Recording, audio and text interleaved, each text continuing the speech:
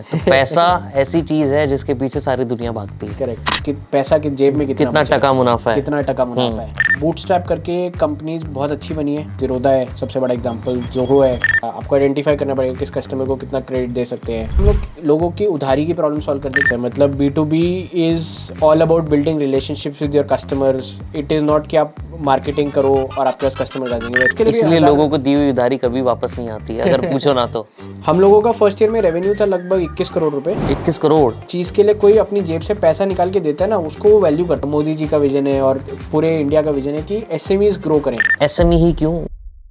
आज जो हमने गेस्ट को बुलाया है उनका नाम है कुणाल। इनकी कंपनी ने रिसेंटली एक फंड भी रेज किया है। कंपनी का नाम है क्रेडफ्लो। ये SMEs जो छोटी छोटी बिजनेसेस होते हैं उनकी वर्किंग कैपिटल और लेंडिंग की प्रॉब्लम सॉल्व कर रहे हैं। इन्होंने एक यूनिक मॉडल, एक यूनिक सॉफ्टवेयर बनाया जो पहले इनके एक टैली के अंदर इंटीग्रेट हो जाता है। उसके इंटीग्रेशन के ऊपर इन्होंने एक सॉफ्टवेयर बनाया जो ये SMEs को देते हैं। तो पूरी मार्केट इन्होंने हमें समझाई कि यार सॉफ्टवेयर SMEs को बेचने में कितनी मुश्किल आती है, उसकी मार्केटिंग कैसे करते हैं, वहां पैसा कितना बनाते हैं। तो अगर कुछ सीखना है, कुछ ग्रोथ ओरिएंटेड माइंडसेट है तो ये एपिसोड जरूर देख लेना एंड तक।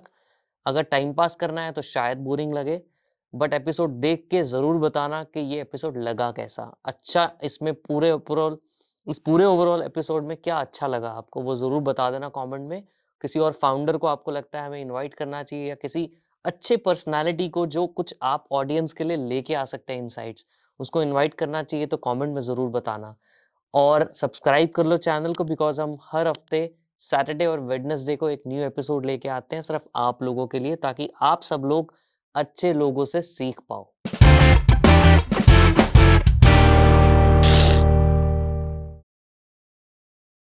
हाय कुणाल, कैसे हो आप? एकदम बढ़िया, थैंक्स फॉर इनवाइटिंग मी। आज मजा आने वाला है। IIT दिल्ली के 2 लोग मिल गए हैं, बिल्कुल अच्छी मस्त बातें करेंगे। बिल्कुल। बट उससे पहले आपको पता है एक प्लेज लेनी पड़ेगी कि आप जो बोलोगे सच बोलोगे, सच के सिवा कुछ नहीं बोलोगे। जो मैं बोलूँगा सब सच बोलूँगा, सच के सिवा कुछ नहीं बोलूँगा। अमेजिंग, शुरू करते हैं चर्चा। बिल्कुल। देखो, पहले तो आपका बिजनेस जो है वो तो है SMEs के लिए फाइनेंशियल सर्विसेज। आपने बहुत बड़ा 220 लोगों की team, even being a solo founder आपने क्रिएट किया है, वो सब तो समझेंगे। बट पहले ये समझना है कि यार आप हो कौन, कहाँ से आते हो, अपना बैकग्राउंड थोड़ा सा बताओ, सो दैट लोगों को ये समझ में आ जाए कि यार इस बैकग्राउंड से निकल के कैसे एक इतना बड़ा धंधा बनाया जा सकता है। बिल्कुल। तो मैं दिल्ली में बॉर्न एंड ब्रॉट अप हूँ। शुरू से मैंने बिज़नेस देखा अपनी फैमिली में, क्योंकि मैं एक बिज़नेस फैमिली को बिलोंग करता हूँ। मेरे फादर, मेरे अंकल सब छोटे छोटे SMEs ही चलाते थे। तो वही चर्चाएं हमेशा डिनर टेबल पे भी होती थी कि आज इससे पैसे मर गए, आज ये पैसे नहीं दे रहा, ये दिक्कत आ रही है बिज़नेस में, यहाँ पर हम लोग कर रहे हैं। तो मेरे फादर का बेसिकली पहले we had one of the largest poultry farms in North India. तो वो था वहाँ से हम लोगों ने बुरे दिन भी देखे, अच्छे दिन भी देखे। आपको पता होगा उस टाइम पे काफ़ी ज़्यादा बर्ड फ्लू फैला रहता था। तो हमने बुरे दिन भी देखे, फिर अच्छे दिन आए, हमने उसको सेल ऑफ करा। फिर उसके बाद मेरे फादर ने रियल एस्टेट बिज़नेस स्टार्ट किया और इसके साथ में एक lift manufacturing installation company start की। अच्छा। तो ये आई थिंक 2010-11 के आसपास स्टार्ट की थी और हमने पिछला बिज़नेस सेल ऑफ किया 2007 में। तो इसी बीच में मैं काफ़ी ज़्यादा मोटिवेट हो रहा था कि जब मैं ग्रेजुएट होऊंगा और उसके बाद खुद का ही बिज़नेस स्टार्ट करना चाहूँगा। This was always the background that I had. Got into IIT Delhi. IIT Delhi में भी इसी मोटिव से गया था कि मेरे को फर्स्ट अटेम्प्ट पे? हाँ, फर्स्ट अटेम्प्ट में। अरे वाह, ओके। तो मेरी रैंक भी डिसेंट आ गई थी, बट मैंने केमिकल ब्रांच चूज़ की। मेरी I was the highest ranked who opted for chemical engineering in IIT Delhi. कौन सा ईयर था आपका? मैंने 2014 में ज्वाइन किया था IIT दिल्ली। अच्छा। तो आई एम 2018 ग्रेजुएट। आइडिया यही था मेरा कॉलेज में ब्रदर भी बाय द वे केमिकल में ही था IIT दिल्ली में। अच्छा, हाँ, नाइस। उसका भी 2015 वाज लास्ट ईयर। ओके, तो वो 3 साल आई थिंक एक आपसे साल सीनियर। ओवरलैप हुआ होगा। हाँ, ओवरलैप हुआ होगा 1 साल। Got it, correct, sorry. So तो यही था बेसिकली। जब कॉलेज में भी गया कि यार स्टार्टअप करना है। आइडिया ये था कि IIT दिल्ली चूज़ करने का कि घर के पास रहूँगा। दिल्ली का एक्सपोजर भी बहुत अच्छा है क्योंकि इकोसिस्टम बहुत अच्छा बन रहा था। तो 2 ही ऑप्शन थे मेरे पास, दिल्ली, बॉम्बे। इसके अलावा कहीं जाना नहीं था। Delhi because I used to live in Delhi, तो that's why IIT Delhi. Correct. और ऑप्शंस थे जैसे IIT रुड़की में मेरे को कंप्यूटर साइंस मिल रहा था। कई बच्चे आजकल कंप्यूटर साइंस के पीछे जाते हैं, तो कॉलेज से ज़्यादा वो ब्रांच को चूज़ करते हैं। तो IIT Roorkee was a good enough college. But still मैंने आईआईटी दिल्ली चूज कितने करा। हल्के में बोल दिया, good enough college IIT Roorkee. तो आईआईटी मैंने दिल्ली वाले मेरे को लगता है उस रुड़की को शायद ऐसे ही बोलते हैं ना, गुड इनफ है। हाँ हाँ, करेक्ट करेक्ट है, थोड़ा सा है वो, थोड़ा सा मतलब है वो वो, फाइट हाँ रहता है, टसल रहता है। करेक्ट। सबसे ज्यादा टसल दिल्ली बॉम्बे में रहता है। फिर उसके वो बाद तो आपका, बहुत ऐसे चलते हैं, बहुत नेक टू नेक एकदम। हाँ हाँ, हर चीज में फाइट होता हर है। चीज में फाइट है, अग्रेसिव फाइट है काफी। एग्रेसिव फाइट है। या तो फिर मैंने ये चूज़ करा क्योंकि वही था कि कल्चर एंटरप्रेन्योरशिप का काफ़ी अच्छा आ रहा था। मैंने अपने सीनियर से बात की। I use to study in coaching institute called Vidya Mandir classes, तो वहाँ पर हम लोग भैया कहते थे सब टीचर्स को। तो वो मेरे लिए बहुत अच्छे मेंटर्स थे, तो उनसे एडवाइस लिया मैंने। वो भी आईआईटी दिल्ली गए थे, तो they give very good advice. तो फाइनली फिर ये चूज़ किया। फिर कॉलेज के अंदर भी मैंने काफ़ी चीज़ें एंटरप्रेन्योरशिप के अराउंड ही की। फर्स्ट ईयर में मैं EDC which is the entrepreneurship cell of IIT Delhi, उसमें ज्वाइन किया। इसके साथ साथ मैंने फर्स्ट ईयर में एक बिज़नेस स्टार्ट किया था जहाँ पर हम रेंटल चीज़ें करते थे। तो बेसिकली रेंटो मोजो का बहुत ही छोटा वर्जन, जहाँ पर हम लोग बुक्स लेते थे बच्चों से और वही आगे दे देते थे कॉलेज के बच्चों से। कॉलेज के बच्चों से। तो बेसिकली उससे आइडिया ये था कि हमने बुक्स खरीद ली और उससे रेंटल से basically we use to earn some good income. तो वो हमारे लिए पॉकेट मनी हो जाती थी। ये बल्कि मैंने सुना था एक्चुअली जब मैं कॉलेज में था। अच्छा 14 में शुरू किया था, हाँ 14 टू 14 में 15 स्टार्ट किया था। मुझे पता है। हाँ अच्छा या इंटरेस्टिंग। तो at least we had a good हाँ रीच इन हाँ हाँ कॉलेज। बिल्कुल। तो ये करा फर्स्ट ईयर में। तो we made some money, then eventually हमने बंद कर दिया क्योंकि it was just a side business. College right. में भी थोड़ा सा रिगर रहता ही है। फिर first serious business we started was in 2015 and 2016 starting. हम लोग वहाँ पर क्या कर रहे थे, ट्राइटन शूज़ के नाम से हमने कंपनी स्टार्ट की थी, जहाँ पर हम लोग 3D प्रिंटेड शूज़ बनाने की कोशिश कर रहे थे। तो उसी टाइम पे 3D printing was a upcoming technology. हमें लगा कि एक प्रॉब्लम होती है बेसिकली लोगों के ना वॉकिंग में एक प्रॉब्लम होती है which most of the people don't realise, which is pronation and supination. कि आप जब चलते हो तो आपका पैर बाहर अंदर जाता है, जिसकी वजह से इवेंचुअली आपकी एज जब 40-50 होती है तो नी पेन होता है। तो that is what we were trying to solve, कि शूज बनाए जाएं ऐसे जो बिल्कुल आपके शूज आपके पैर से कस्टम फिट हो। गेट जो आपका बिल्कुल कस्टम आजकल तो आपके बहुत हिसाब ट्रेंड से। में है ये। करेक्ट। तो हम लोग ये स्टार्ट किया, बट हमने रियलाइज किया यार कि 3D printing as a technology is not viable enough for making that product. एक तो ये चैलेंज था, दूसरा ये बट कि हम अब हो सकती है शायद। अब हो सकती है, अब कॉस्ट वो काफ़ी ज़्यादा कम टाइमिंग है। बहुत चेंज होगी ना अब। Correct, we were early to market, हाँ बिफोर मार्केट। करेक्ट। सो एक ये चैलेंज था। दूसरा we realise we were also immature ourselves, मतलब काफ़ी सारी गलतियाँ की हमने। वो कहते हैं ना कि आपको शुरू में सिर्फ एक ही चीज़ पे फोकस करना चाहिए, तो वी डाइवर्सिफाइड आरसेल्स टू मच, कि instead of building the product out and testing it, हमने हज़ारों चीज़ें कर दी, कि मार्केटिंग भी ट्राई कर ली, ये भी कर लिया, जो रिक्वायरमेंट नहीं था इनिशियली। मतलब इनिशियली यही था कि हम प्रूफ ऑफ कॉन्सेप्ट बनाएं, मार्केट में जाए जितनी जल्दी और टेस्ट करें। तो वो जब हमारा फेलियर हुआ तो समझ आया यार कि यार नहीं, अभी तो चीज़ें सीखने की ज़रूरत है। और तो फिर मैंने डिसाइड किया यार कि कुछ सीनियर्स के साथ काम करते हैं, इंटर्नशिप्स वगैरह करते हैं। कॉलेज में क्लासेस वगैरह में इतना ज़्यादा लोड रहता नहीं था। तो जनरली मैंने कोर्सेज़ भी ऐसे ही चूज़ किए थे कि 12 बजे तक मेरी सारी क्लासेस ख़त्म हो जाए और 12 के बाद मैं निकल जाऊँ किसी ना किसी सीनियर के साथ। तो अभी there is a company called Farmley, वो आईआईटी दिल्ली के सीनियर्स की है। अभी उन्होंने रेज़ भी किया, आई थिंक $6 मिलियन। उससे पहले भी उन्होंने $6 मिलियन और रेज़ किए थे। तो मैंने उनके साथ बिल्कुल अर्ली डेज़ में स्टार्ट किया था काम करना। ज़्यादा अच्छा। समय काम नहीं करा था, बट वो बेसिकली उस टाइम पे they were basically they are now a D2C brand for dry fruits, but back then they were basically supplying B2B raw materials to Horeca. तो उनके साथ मैंने काम करना शुरू किया, तो वहाँ पर काफ़ी चीज़ें लर्निंग हुई। मतलब कैसे कैश फ्लो मैनेज होता है, B2B business is all about cash flow, वहाँ पर समझ आया। देन कैसे B2B रिलेशनशिप्स बिल्ड किए जाते हैं, कैसे वो सारी चीज़ें होती हैं, कैसे एक B2B e commerce is very different from B2C e commerce, वो समझ आया वहाँ पर। क्या डिफरेंस है? बहुत ज़्यादा डिफरेंस है। मतलब B2B is all about building relationships with your customers. It is not कि आप मार्केटिंग करो और आपके पास कस्टमर्स आ जाएंगे, वैसे नहीं चलता। वहाँ पर आपको बहुत डीप रिलेशनशिप बनाने पड़ते हैं कस्टमर से, राइट स्टेक होल्डर के पास पहुँचना पड़ता है। इसमें आपको क्रेडिट भी देना पड़ता है। B2C में तो क्या है कि आपको अपफ्रंट पैसा मिल जाता है। करेक्ट।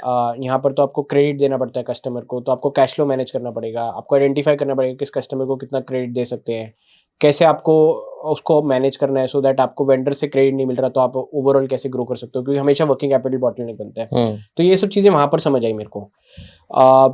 तो and supply chain is very very, दोनों में है सिमिलर मतलब, but supply chain is very very critical in that. Problems बहुत डिफरेंट होती है B2B की B2C से। मतलब B2C में तो क्या इम्पल्स बाइंग होती है, कभी भी कुछ भी होता है। B2B में बहुत प्लान्ड बाइंग होती है वहाँ पर। जिसको नहीं पता B2C, उसके लिए एक एग्जांपल ले लेते हैं। Amazon जैसे आप जाके शॉपिंग करते हो तो वो B2C है। Correct right. करेक्ट। और उसी का काउंटर पार्ट हो गया उड़ान। उड़ान is B2B, it's a horizontal market place. वैसे ही वर्टिकल मार्केट प्लेस है, जैसे ऑफ बिजनेस है फॉर स्टील एंड आयरन, ऐसे अलग अलग सेक्टर्स में अलग अलग B2B मार्केट प्लेस है, जैसे इंफ्रा मार्केट है for home material, construction materials के लिए। करेक्ट। तो इस तरह के बहुत सारे प्लेटफॉर्म्स हैं, दोनों को एग्जिस्ट करते हैं और दोनों को एग्जिस्ट हमेशा करेंगे।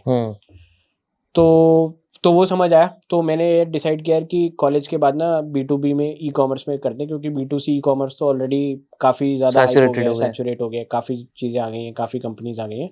तो B2B e-commerce is still very nascent. तो मैंने एक चीज़ की थी, मैं हमेशा हर सेमेस्टर में कुछ क्रेडिट्स एक्स्ट्रा ले लेता था, सो दैट मैं अपने डिग्री को जल्दी ख़त्म कर सकूँ। अच्छा। तो eventually I completed my degree in 7 semester rather than 8। और तो काफी ब्राइट थे, मतलब बोलूं अगर मैं। डिसेंट था, CGPA डिसेंट थी। कितनी CGPA थी? मेरी 8.1 थी। डिसेंट है ये 8.1? मतलब ठीक थी। लोग रेंग रेंग के 5 पे पहुंचते हैं। अच्छा। तो मेरे को अच्छा, उसमें एक बहुत हाँ। इंटरेस्टिंग स्टोरी है। तो हाँ। मेरे को बहुत ज़्यादा फ़ायदा मिला। मेरे एक फ्रेंड है, वो भी अब फाउंडर है एक कंपनी का, अच्छा। अपूर्व। तो उसने मेरे को बहुत ज़्यादा हेल्प करा। और मतलब बेसिकली हम लोगों का ग्रुप था हॉस्टल में 5-6 लोगों का। तो वो बहुत ज़्यादा स्मार्ट था, मतलब मैं उसको गॉड मानता हूँ in terms of understanding anything academic. तो वो फटाफट समझ लेता था और हम लोगों को पढ़ा देता था एग्जाम से एक दिन पहले। तो उससे पढ़ के हम लोग नंबर पढ़ाई लेते एक ही दिन पहले होती थी। पढ़ाई एक ही दिन, वो तो IT का कल्चर है उसके, मतलब अगर आप पहले पढ़ रहे हो तो आप मग्गू कहलाए जाओगे। बग्गू। मग्गू। मग्गू, सॉरी। हाँ। तो यही करते थे, एक दिन पहले पढ़ते थे, बट नंबर आ जाते थे, क्योंकि हम लोग को कोई पढ़ाने वाला था जो प्रॉपर्ली पढ़ा देता था, वो क्लास में पढ़ के हमें पढ़ा देता था। सब बैच में होता है कोई ना कोई ऐसा एक बंदा Correct. ना, जिसके पास एक दिन पहले लोग पहुंचते हैं कि भाई पढ़ा दे यार। करेक्ट। तो ये करा। तो हाँ, तो डिग्री एक सेमेस्टर पहले ख़त्म कर ली मैंने, और आखिरी सेमेस्टर मैंने ओपन अप कर दिया कि बेसिकली मैं ट्राई करूँगा अलग अलग आइडियाज़, एंड लेट्स सी कि क्या होता है। मैं प्लेसमेंट्स में नहीं बैठा था, क्योंकि मेरा ये बहुत क्लियर था कि मेरे को खुद का ही करना है। ये रिस्क लेने की वो कहाँ से आए इतना हिम्मत के यार प्लेसमेंट में नहीं बैठना? जैसे मैं भी नहीं बैठा था। हाँ। बट मेरा भी अप्रोच अलग था। हाँ। कि मेरे को जाना ही नहीं है जॉब वॉब में। राइट। तो सेम था मेरा भी कि जॉब वॉब में जाना नहीं है। एक अच्छी चीज़ ये थी कि मेरे पास फैमिली बैकग्राउंड था, तो मेरे को फैमिली ने कभी ये नहीं कहा कि यार तू जॉब के लिए बैठ के हमारे को कोई प्रॉब्लम है उस टर्म्स में। तो financially we were well off. Correct. तो ये कभी नहीं था कि अगर मैं जॉब नहीं करूंगा तो कुछ प्रॉब्लम हो जाएगी, अगर 1-2 साल में कुछ कमाऊंगा रिस्क लिया जा सकता है। रिस्क लिया जा सकता है। तो और हमेशा ये होता है कि जितना जल्दी आप रिस्क लो उतना, क्योंकि उतनी कम रिस्पॉन्सिबिलिटीज होती है आपके ऊपर। तो वो एक अच्छी चीज़ थी मेरे साथ। I would really thank God for that opportunity, कि अगर शायद वो ना होती तो मेरे को जॉब में बैठना पड़ता, तो मैं उतना जल्दी स्टार्ट नहीं कर पाता। तो ये एक चीज़ थी। तो मैंने आखिरी सेमेस्टर को यूज़ करा, मैंने अलग अलग आइडियाज़ ट्राई किए। तो मैंने बहुत सारी अलग अलग इंडस्ट्रीज़ में ट्राई किया, जैसे लॉजिस्टिक्स में ट्राई किया पहले। कोल्ड चेन लॉजिस्टिक्स में मैं काफ़ी डीप में सप्लाई चेन में गया टू अंडरस्टैंड कि क्या प्रॉब्लम्स है। क्या किया था उसमें ट्राई? उसमें बेसिकली हम लोग एक मार्केट प्लेस बना रहे थे फॉर कोल्ड चेन व्हीकल्स। जैसे आजकल आप देखोगे 1-2 मार्केट प्लेस है, सेल्सियस एक कंपनी है जो ये काम कर रही है। तो we were trying that out back in 2017। What we were trying to do was कि डिमांड सप्लाई का एक गैप रहता है स्पेशली कोल्ड चेन में, क्योंकि सप्लाई लिमिटेड है, बट सप्लाई के अंदर और डिमांड भी लिमिटेड है। बट थोड़ा सिंपल करके बताओ इसको। तो मैं पहले समझाता हूँ कोल्ड चेन क्या होता है। बेसिकली कई सारे गुड्स हैं इंडिया में जो एक टेम्परेचर पे ही मेंटेन करके ट्रांसपोर्ट किए जा सकते हैं। राइट। फूड आइटम्स हो गए, जैसे फूड आइटम्स हो गए, कुछ फूड आइटम्स, फिश हो गया, ये सब चीजें हो गई है ना। करेक्ट। जो पेरिशेबल आइटम्स है। करेक्ट। देन फार्मा हो गया, जैसे दवाइयाँ होती हैं, वो भी कुछ दवाइयाँ हैं जो टेम्परेचर मेंटेन होकर जानी चाहिए। और भी कुछ चीज़ें होती हैं, अब तो मैं भूल रहा हूँ, बट उस टाइम पे थी, जैसे फास्ट फूड की कई सारी चीज़ें होती सब्जियां ही हैं। बोल लीजिए। हाँ, सब्जियों में कुछ होते हैं, जैसे कुछ एप्पल होते हैं। वगैरह होते हैं, तो ये सब मोस्टली टेम्परेचर मेंटेन में जाते हैं। करेक्ट। कुछ सब्जियां नहीं जाती है, वो ओपन में जाती हैं। फास्ट फूड में होता है, जैसे QSR की जितना भी सप्लाई होता है वो फ्रोजन जाता है। जैसे बर्गर किंग हो गया, मैकडोनल्ड्स हो गया, इन्होंने पूरी कोल्ड चेन सप्लाई चेन्स बना रखी है।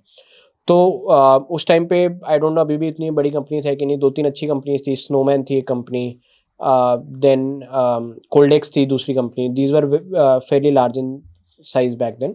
तो we were basically trying to solve for their problems and छोटे छोटे जो वेंडर्स हैं जिनको सामान ट्रांसपोर्ट करना है। तो मार्केट प्लेस बनाया आपने? मार्केट प्लेस बनाया नहीं था, वी वर एक्सप्लोरिंग कि बनाना है कि नहीं बनाना। अच्छा।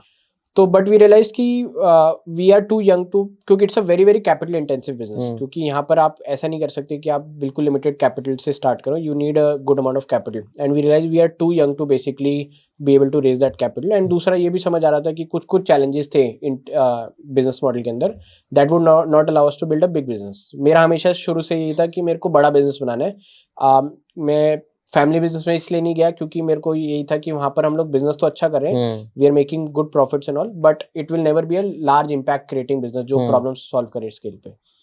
तो that was the reason I drop that idea. फिर मैंने स्टार्ट किया रॉबल with a co-founder who already had a family business supplying raw materials to cosmetic and pharma manufacturers. तो उनका बेसिकली फैमिली बिजनेस ये था कि वो लोग रॉ हर्ब्स जैसे जड़ी बूटियां होती हैं आयुर्वेदिक प्रोडक्ट्स में लगती हैं, वो सप्लाई करते थे बड़ी एंटरप्राइज मैन्युफैक्चरर्स को, जैसे आपका डाबर हो गया, इन सब कंपनीज को सप्लाई आरबी हो गया, रैकेट बनकाइजर हो गया, हो हाँ, गया, तो इमामी हो गया, तो इनको सप्लाई करते थे। तो देवर he was looking to start something for other raw materials, basically basket create करने के लिए, so that it becomes a one stop इन दोनों शॉप फॉर कैटेगरी ऑल। से अलग। करेक्ट, मतलब रॉ हर्ब्स के अलावा जैसे बहुत सारे केमिकल्स लगते हैं, एपीआईज लगते हैं, एक्सीपेंट्स लगते हैं for cosmetic and pharma manufacturers. तो he was looking to start that, तो I basically joined hands with them. He already had a background. ये तो मिला आपको कैसे ये बंदा? ये बेसिकली बहुत इंटरेस्टिंग स्टोरी थी। मतलब through a friend of friend he introduced, basically he was looking to start, he was looking for co-founders to join him who could be good at operations, can basically build supply chains and all। वो मेरे को लगा क्योंकि मैंने एक senior के साथ काम किया था, तो वो मैंने ऑलरेडी देखा था, तो आई थॉट कि ये मेरे लिए कॉम्पिटेंसी हो सकती है। तो मैंने उनको ज्वाइन करा वहाँ पर। तो किसी इवेंट में मिले थे? इवेंट में नहीं, एक्चुअली में फ्रेंड ऑफ फ्रेंड थे। बेसिकली मेरे एक फ्रेंड थे विनीत, वेंचर गराज, शायद आप जानते होंगे। हाँ, बिल्कुल। तो वो उनको एडवाइस कर रहे थे, तो उन्होंने कनेक्ट कराया था बेसिकली। ओके। लोगों की ना ये बहुत बड़ी प्रॉब्लम आती है कि लोग करना चाहते हैं बट को फाउंडर नहीं मिलते। Correct, right. आई थिंक सबसे बड़ा एक जो गैप मुझे दिखता है वो ये है कि लोग एक तो जाते नहीं है इवेंट्स वगैरह में, करेक्ट, और नेटवर्क नहीं करते, करेक्ट, अपने एक ही कमरे में बैठे होते हैं और फिर वो उम्मीद करते हैं कि उसी रूम पे आके कोई को फाउंडर आ जाए सीधा। एग्जैक्टली। तो आई थिंक बाहर निकलना बहुत इंपॉर्टेंट चीज है अगर आपको को बहुत फाउंडर ढूंढना है। इसीलिए मैंने पूछा आपसे कि आपको इवेंट में मिला, कहाँ मिला वो फ्रेंड जो भी था जिसने आपको इंट्रोड्यूस कराया? करेक्ट, मैं विनीत से मिला था इवेंट में, और विनीत ने मेरे को इंट्रोड्यूस कराया मधुर से, जो मेरे को-फाउंडर थे। तो event becomes a good channel for finding को co-founder. Absolutely, absolutely. Networking is the most critical piece. मैं तो कहता हूँ आज की डेट में भी अगर कोई भी बिजनेस स्टार्ट आउट कर रहा है या इवन स्केल भी कर रहा है, नेटवर्किंग कभी नहीं छोड़नी चाहिए। Networking is the single most critical piece, क्योंकि उससे बहुत चीजें आपको नॉट जस्ट कनेक्शंस मिलते हैं, बट आपको सीखने को मिलता है। जब आप लोगों से बात करते हो, जैसे हम लोग आज चर्चा कर रहे हैं, हम लोगों को कुछ लोग सुन रहे होंगे, मैं आपसे बात कर रहा हूँ, मेरे को आपसे सीखने को मिलेगा, तो वो बहुत अच्छी चीज़ रहती है। मैं आज भी जैसे कई सारे सीनियर फाउंडर से बात करता हूँ, तो हमेशा एक नई इनसाइट तो कुछ ना कुछ मेरे को हमेशा मिलती है। जब भी मैं इवेंट्स में जाता हूँ, वो कुछ ना कुछ ऐसा बताते हैं जो मेरे को लगता है कि हाँ, मेरे बिजनेस में यूजफुल हो सकती है। तो it is very very critical हमेशा लोगों से बात करना। हम लोग क्या होता है कई बार कि कंपनी बनाने के चक्कर में एक बबल में रह जाते हैं, कि हम एक बबल में घुस जाते हैं जहाँ पर हम लोग बाहर नहीं निकल पाते, और वो एक बबल हमारे अराउंड क्रिएट होता रहता है, और वो फटता तब है जब बेसिकली पता चलता है कि कुछ कंपनी में फट गया या बाहर से कुछ मार्केट में फट गया। जब आपके बाहर के लोग मार्केट में कुछ और ही चीज चल रहा है और आप Correct. अपनी दुनिया में बैठे हो, करेक्ट, और एकदम से जब वो बाहर आता है ना सरफेस में, करेक्ट, तो समझ में आता है यार मैं कर क्या रहा था इतने टाइम से। एग्जैक्टली, या एग्जैक्टली। और वो बाद में समझ आता है बाद कि में यार समझ ये में मैं आता तो है, बहुत बड़ी गलती तब कर रहा तक था। टाइम निकल चुका होता है। करेक्ट, या करेक्ट। तो ये बहुत बड़ी चीज़ होती है। हम्म। तो ये मैंने रियलाइज़ करा उस टाइम पे। तो आप मार्केट प्लेस फिर उसके साथ फ्रेंड के साथ आपने सोचा को फाउंडर स्टार्ट किया मैंने। स्टार्ट किया। तो हम लोगों ने पहले साल में डिसेंट बिजनेस बनाया। हम लोगों ने स्टार्ट किया रॉ मटेरियल, जैसे केमिकल्स में आपका हो गया कि गोदरेज के प्रोडक्ट्स, बहुत सारे गैलेक्सी सर्फेक्टेंट्स, तो इन सब ये बेसिकली बड़े मैन्युफैक्चरर्स हैं। ट्रेडर बन गया आप, सॉर्ट ट्रेडर ऑफ। बन गए सॉर्ट ऑफ। बेसिकली हम लोग एग्रीगेटर बनना चाहते थे, वन स्टॉप शॉप बनना चाहते थे, बट इनिशियली कुछ प्रोडक्ट से स्टार्ट किया। We wanted to crack the entire supply chain. शुरू में हम लोगों को सामान मिलने में बड़ी दिक्कत होती थी, तो हम लोग खुद एक ट्रेडर से खरीदते थे। फिर धीरे धीरे हमने उसको क्रैक करा, पीछे गए तो मैन्युफैक्चरर से खरीदा, और हम लोग सप्लाई करते थे दूसरे मैन्युफैक्चरर्स को, जैसे आपके कॉस्मेटिक थर्ड पार्टी मैन्युफैक्चरर्स हो गए, या फिर खुद ब्रांड्स हो गए जो खुद का प्रोडक्ट बना रहे हैं। जैसे उस टाइम पे हम लोगों की मामाअर्थ से भी बात हुई थी, back then they were just starting out, तो उस टाइम पे वो किसी थर्ड पार्टी से मैन्युफैक्चर कराते थे। देन उसी टाइम पे कुछ और जो आज की डेट में बड़े D2C ब्रांड्स है, प्लम से भी आई थिंक उस टाइम पे बात स्टार्ट हुई थी। आई थिंक उन्होंने स्टार्ट किया था, ये दे वर जस्ट स्टार्टिंग आउट, तो बात हुई थी। बाकी कई सारे मैन्युफैक्चरर्स हैं जो थर्ड पार्टी मैन्युफैक्चरिंग करते हैं। इवन इमामी ने भी थर्ड पार्टी मैन्युफैक्चर कराता है। ऑर्थो ऑयल है जो बेसिकली बनाते हैं, उनको हम लोग कुछ कुछ सप्लाई करते थे। अच्छा, तो किस स्केल पे पहुंच गए थे आप? हम लोगों का फर्स्ट ईयर में रेवेन्यू था लगभग 21 करोड़ रुपए। 21 करोड़? हाँ, 21 करोड़ रुपए था, बट वो ऑब्वियसली क्योंकि हम लोग अपने बुक्स पे करते तो it was more like GMV। इसमें ग्रॉस मार्जिन कम रहता है इस प्रोडक्ट्स में, लगभग 8 से 10% का ग्रॉस मार्जिन रहता है, हाँ। Which is still healthy compared to a lot तो ऑफ 2 सवा 2 करोड़ का आपका मार्जिन था, ग्रॉस मार्जिन। ग्रॉस मार्जिन था, करेक्ट। तो हम लोग ब्रेक इवन थे पहले साल में, बट एक प्रॉब्लम हमारे को हमेशा दिखती थी कि यार हम लोग ना क्रेडिट पे सामान सप्लाई करते हैं और वेंडर से क्रेडिट मिलता नहीं है। तो आप उतना ही स्केल कर सकते हो जितना आपके पास कैपिटल है, वर्किंग कैपिटल है, वो हमेशा बॉटलनेक बना रहेगा। और ये मेरे को पर्सनली, क्योंकि मैं खुद कैश फ्लो मैनेज करता था, ऑपरेशन देखता था, तो मेरे को सबसे ज़्यादा हिट करती थी कि मैं कस्टमर को क्रेडिट दे रहा हूँ 30 दिन का। पहली बात तो 30 दिन का कभी 30 दिन में आता ही नहीं था, वो 30 दिन का आता था हमेशा 60 दिन में। तो मैंने कुछ कुछ प्रॉब्लम्स आइडेंटिफाई की, वो 30 का 60 होता क्यों है। एक बहुत ही कोर प्रॉब्लम ये थी कि हम लोग फॉलो अप अग्रेसिवली नहीं करते हम लोग, क्योंकि अलग अलग स्टेक होल्डर्स है। अकाउंटेंट एक साइलो में काम कर रहा है, सेल्स पर्सन है, अकाउंट मैनेजर है जो कस्टमर से बात कर रहा है, मैं कैश फ्लो मैनेज कर रहा हूँ। तो 3 अलग अलग स्टेक होल्डर है जिनको आपस में एक इंटरेक्शन मिनिमल है। तो इनवॉइस ड्यू हो जाता है, उसके 10 दिन बाद तो अकाउंटेंट बताता है कि सर ये 10 दिन तो follow up अप्रूवल करना में पड़ा रहता है वो। करेक्ट। फिर वो कस्टमर को कॉल करते हैं, कस्टमर बोलता है अच्छा अब आपने अब आज फ़ोन करा है, मैं अप्रूवल कराता हूँ, मैं चेक करता हूँ, मैं देखता हूँ कि वो कब आया था, सामान में कुछ डिफेक्ट तो नहीं था। फिर वो बेसिकली 10 दिन बाद एक डेट देता है कि अच्छा मेरे को 4 दिन बाद फ़ोन करना, मैं आपको पेमेंट करूँगा। तो 30 दिन का 60 दिन होता ही था। इस तरह की बहुत सारी प्रॉब्लम्स होती थी। तो मेरे को रियलाइज़ हुआ यार कि इसको सॉल्व करते हैं, मतलब इंटरनली मैंने एक टूल बनवाया था टू ऑटोमेट आवर कलेक्शंस, कि मेरे को मेरे सेल्स पर्सन, अकाउंट मैनेजर को कभी भी अकाउंटेंट के ऊपर रिलाई ना करना पड़े। उनको एक डैशबोर्ड पे खुद ही पता लग जाए 10 दिन पहले कि ये न्यू इनवॉइस ओवरड्यू होने वाली है, ताकि वो प्री इंटीमेट कर दे कस्टमर को, ताकि जब वो 30वां दिन आए, जब ड्यू डेट आए, तो वो कस्टमर रेडी रहे कि हाँ पेमेंट करनी है। चलो वो 1-2 दिन डिले भी कर देता है, 4-5 दिन डिले भी कर देता है, but it should not be कि वो 30 दिन का 60 दिन हो रहा है। वो 30 का 35 दिन is still something I can bear. तो वहां से एक प्रॉब्लम सॉल्व की हमने, अपना वर्किंग कैपिटल शॉर्टन करा, वर्किंग अपने कैपिटल खुद के लिए। तो मेरे को समझ आया ये तो प्रॉब्लम बहुत बड़ी है, ये ऑलमोस्ट हर एसएमई के लिए होती है। एक तो ये प्रॉब्लम थी, दूसरी प्रॉब्लम ये थी कि again still it is 30 days, right, 30-45 days depending on customer से क्या रिलेशनशिप है। किसी से 60 दिन भी था, तो वो 60 दिन का पैसा मैं अपनी जेब से दे रहा हूँ, मैं अपना वर्किंग कैपिटल दे रहा हूँ। तो why can I not partner with someone else who can supply me that capital for specifically for this transaction. Basically इसको आज की डेट में इनवॉइस डिस्काउंटिंग बोल देते हैं। करेक्ट, कि मैंने पैसा अपफ्रंट ले लिया, मैंने कुछ उसके ऊपर पैसा कट लेके एनबीएफसी या किसी भी फाइनेंशियल इंस्टीट्यूशन को दे दिया, और उन्होंने मेरे को पैसा दे दिया, और जब कस्टमर से पैसा है तो वो they take that. Correct. But उस टाइम पे एक प्रॉब्लम थी इंडिया में कि कैश फ्लो बेस्ड फाइनेंसिंग, और आज भी है, cash flow based financing as a concept बहुत कम है। मतलब अगर आप बड़ी कंपनी को सप्लाई कर रहे हो तो शायद आपको फिर भी मिल जाएगा, बट एक एसएमई टू एसएमई ट्रांजैक्शन पे आज भी नहीं मिलता है। क्यों? क्योंकि उसके अंदर एक बहुत बड़ा प्रॉब्लम है, हाउ डू यू ट्रस्ट। वो ट्रस्ट बिल्ड करना एक बहुत बड़ा प्रॉब्लम है। आपकी डेफिनेशन में एसएमई क्या है? अच्छा, तो मेरी डेफिनेशन, एसएमई को लोग बहुत अलग अलग तरीके से देखते हैं, तो इसको भी आप अलग अलग सेक्टर्स में ब्रेक कर सकते हैं। एक है माइक्रो बिजनेस, जो बहुत ही छोटी मॉम एंड पॉप स्टोर आप आसपास देखते हैं, जो दुकानें हो गई हाँ। राइट, 40 लाख के आसपास का बिजनेस करती हैं। देन एक सेगमेंट हो गया जो रिटेल शॉप्स है, प्रॉपर रिटेल शॉप्स है, जो 40 लाख से 2 करोड़ रुपए का रेवेन्यू करती हैं, जो प्रॉपर रिटेल स्टोर्स करे हुए खोल रखे हैं उन्होंने, बेसिकली B2C करते हैं, राइट। एंड देन बहुत ही बड़ा तबका है, सेगमेंट है, जो हमारे को दिखता नहीं है, which is involve in the supply chain, B2B। वो जनरली 2 करोड़, 1 करोड़, 2 करोड़ से ऊपर का टर्नओवर रहता है, उनके ग्रॉस मार्जिन कम रहते हैं, बट वो सप्लाई करते हैं फ्रॉम ईदर देयर मैन्युफैक्चरर, या डिस्ट्रीब्यूटर है किसी ब्रांड के, या ट्रेडर है। तो बेसिकली जो पूरा सप्लाई चेन है, जो फाइनली इस रिटेलर तक सामान सप्लाई करता है। होलसेलर्स हो गए मोस्टली, डिस्ट्रीब्यूटर्स या मैन्युफैक्चरर्स भी होते हैं, कई सारे एसएमई मैन्युफैक्चरर्स भी होते हैं जो छोटी छोटी चीजें मैन्युफैक्चर करते हैं। तो ये मेरे डेफिनेशन में एसएमईज है। और एक सेगमेंट और भी आता है एसएमई का, which is 100 crore to 500 crore, उसके ऊपर आप मिड कॉर्पोरेट बन जाते हैं, मिड एंटरप्राइज। तो ये ब्रॉडली 4 सेक्टर्स है एसएमईज के। और इसमें भी एक और सेगमेंट आता है आपका, जो फ्रीलांसर्स हैं, जो बेसिकली आपके कंसल्टिंग एजेंसीज हैं, जो बेसिकली सर्विस बिजनेसेस कर रहे हैं, हायरिंग कंपनीज हो गई, मार्केटिंग कंपनीज हो गई। करेक्ट, मैं उनको रेफर नहीं कर रहा, I am mostly referring to goods company, जो सामान सप्लाई, फिजिकल गुड्स। तो हाँ, तो ये बेसिकली प्रॉब्लम मेरे को रियलाइज हुई कि सबके लिए होती है। और कैश फ्लो बेस्ड फाइनेंसिंग को मैं थोड़ा डिफाइन कर देता हूँ लोगों के लिए। कैश फ्लो बेस्ड फाइनेंसिंग का मतलब है कि मेरे को फ्यूचर में कितना कैश फ्लो आने वाला है, उसके बेसिस पे मेरे को आज पैसा मिल जाए, that basically discounts my invoices. और थोड़ा और सिंपल करके बात करते हैं इस पे, क्योंकि लोगों को अभी भी शायद मेरे को लगता है समझ नहीं आएगा। करेक्ट, फ्यूचर में पैसा कहाँ से आने वाला है वो बताओ। जैसे मान लो आपका एक बिजनेस है, अब आपका बिजनेस ने एक कस्टमर को सामान बेच दिया, ठीक है।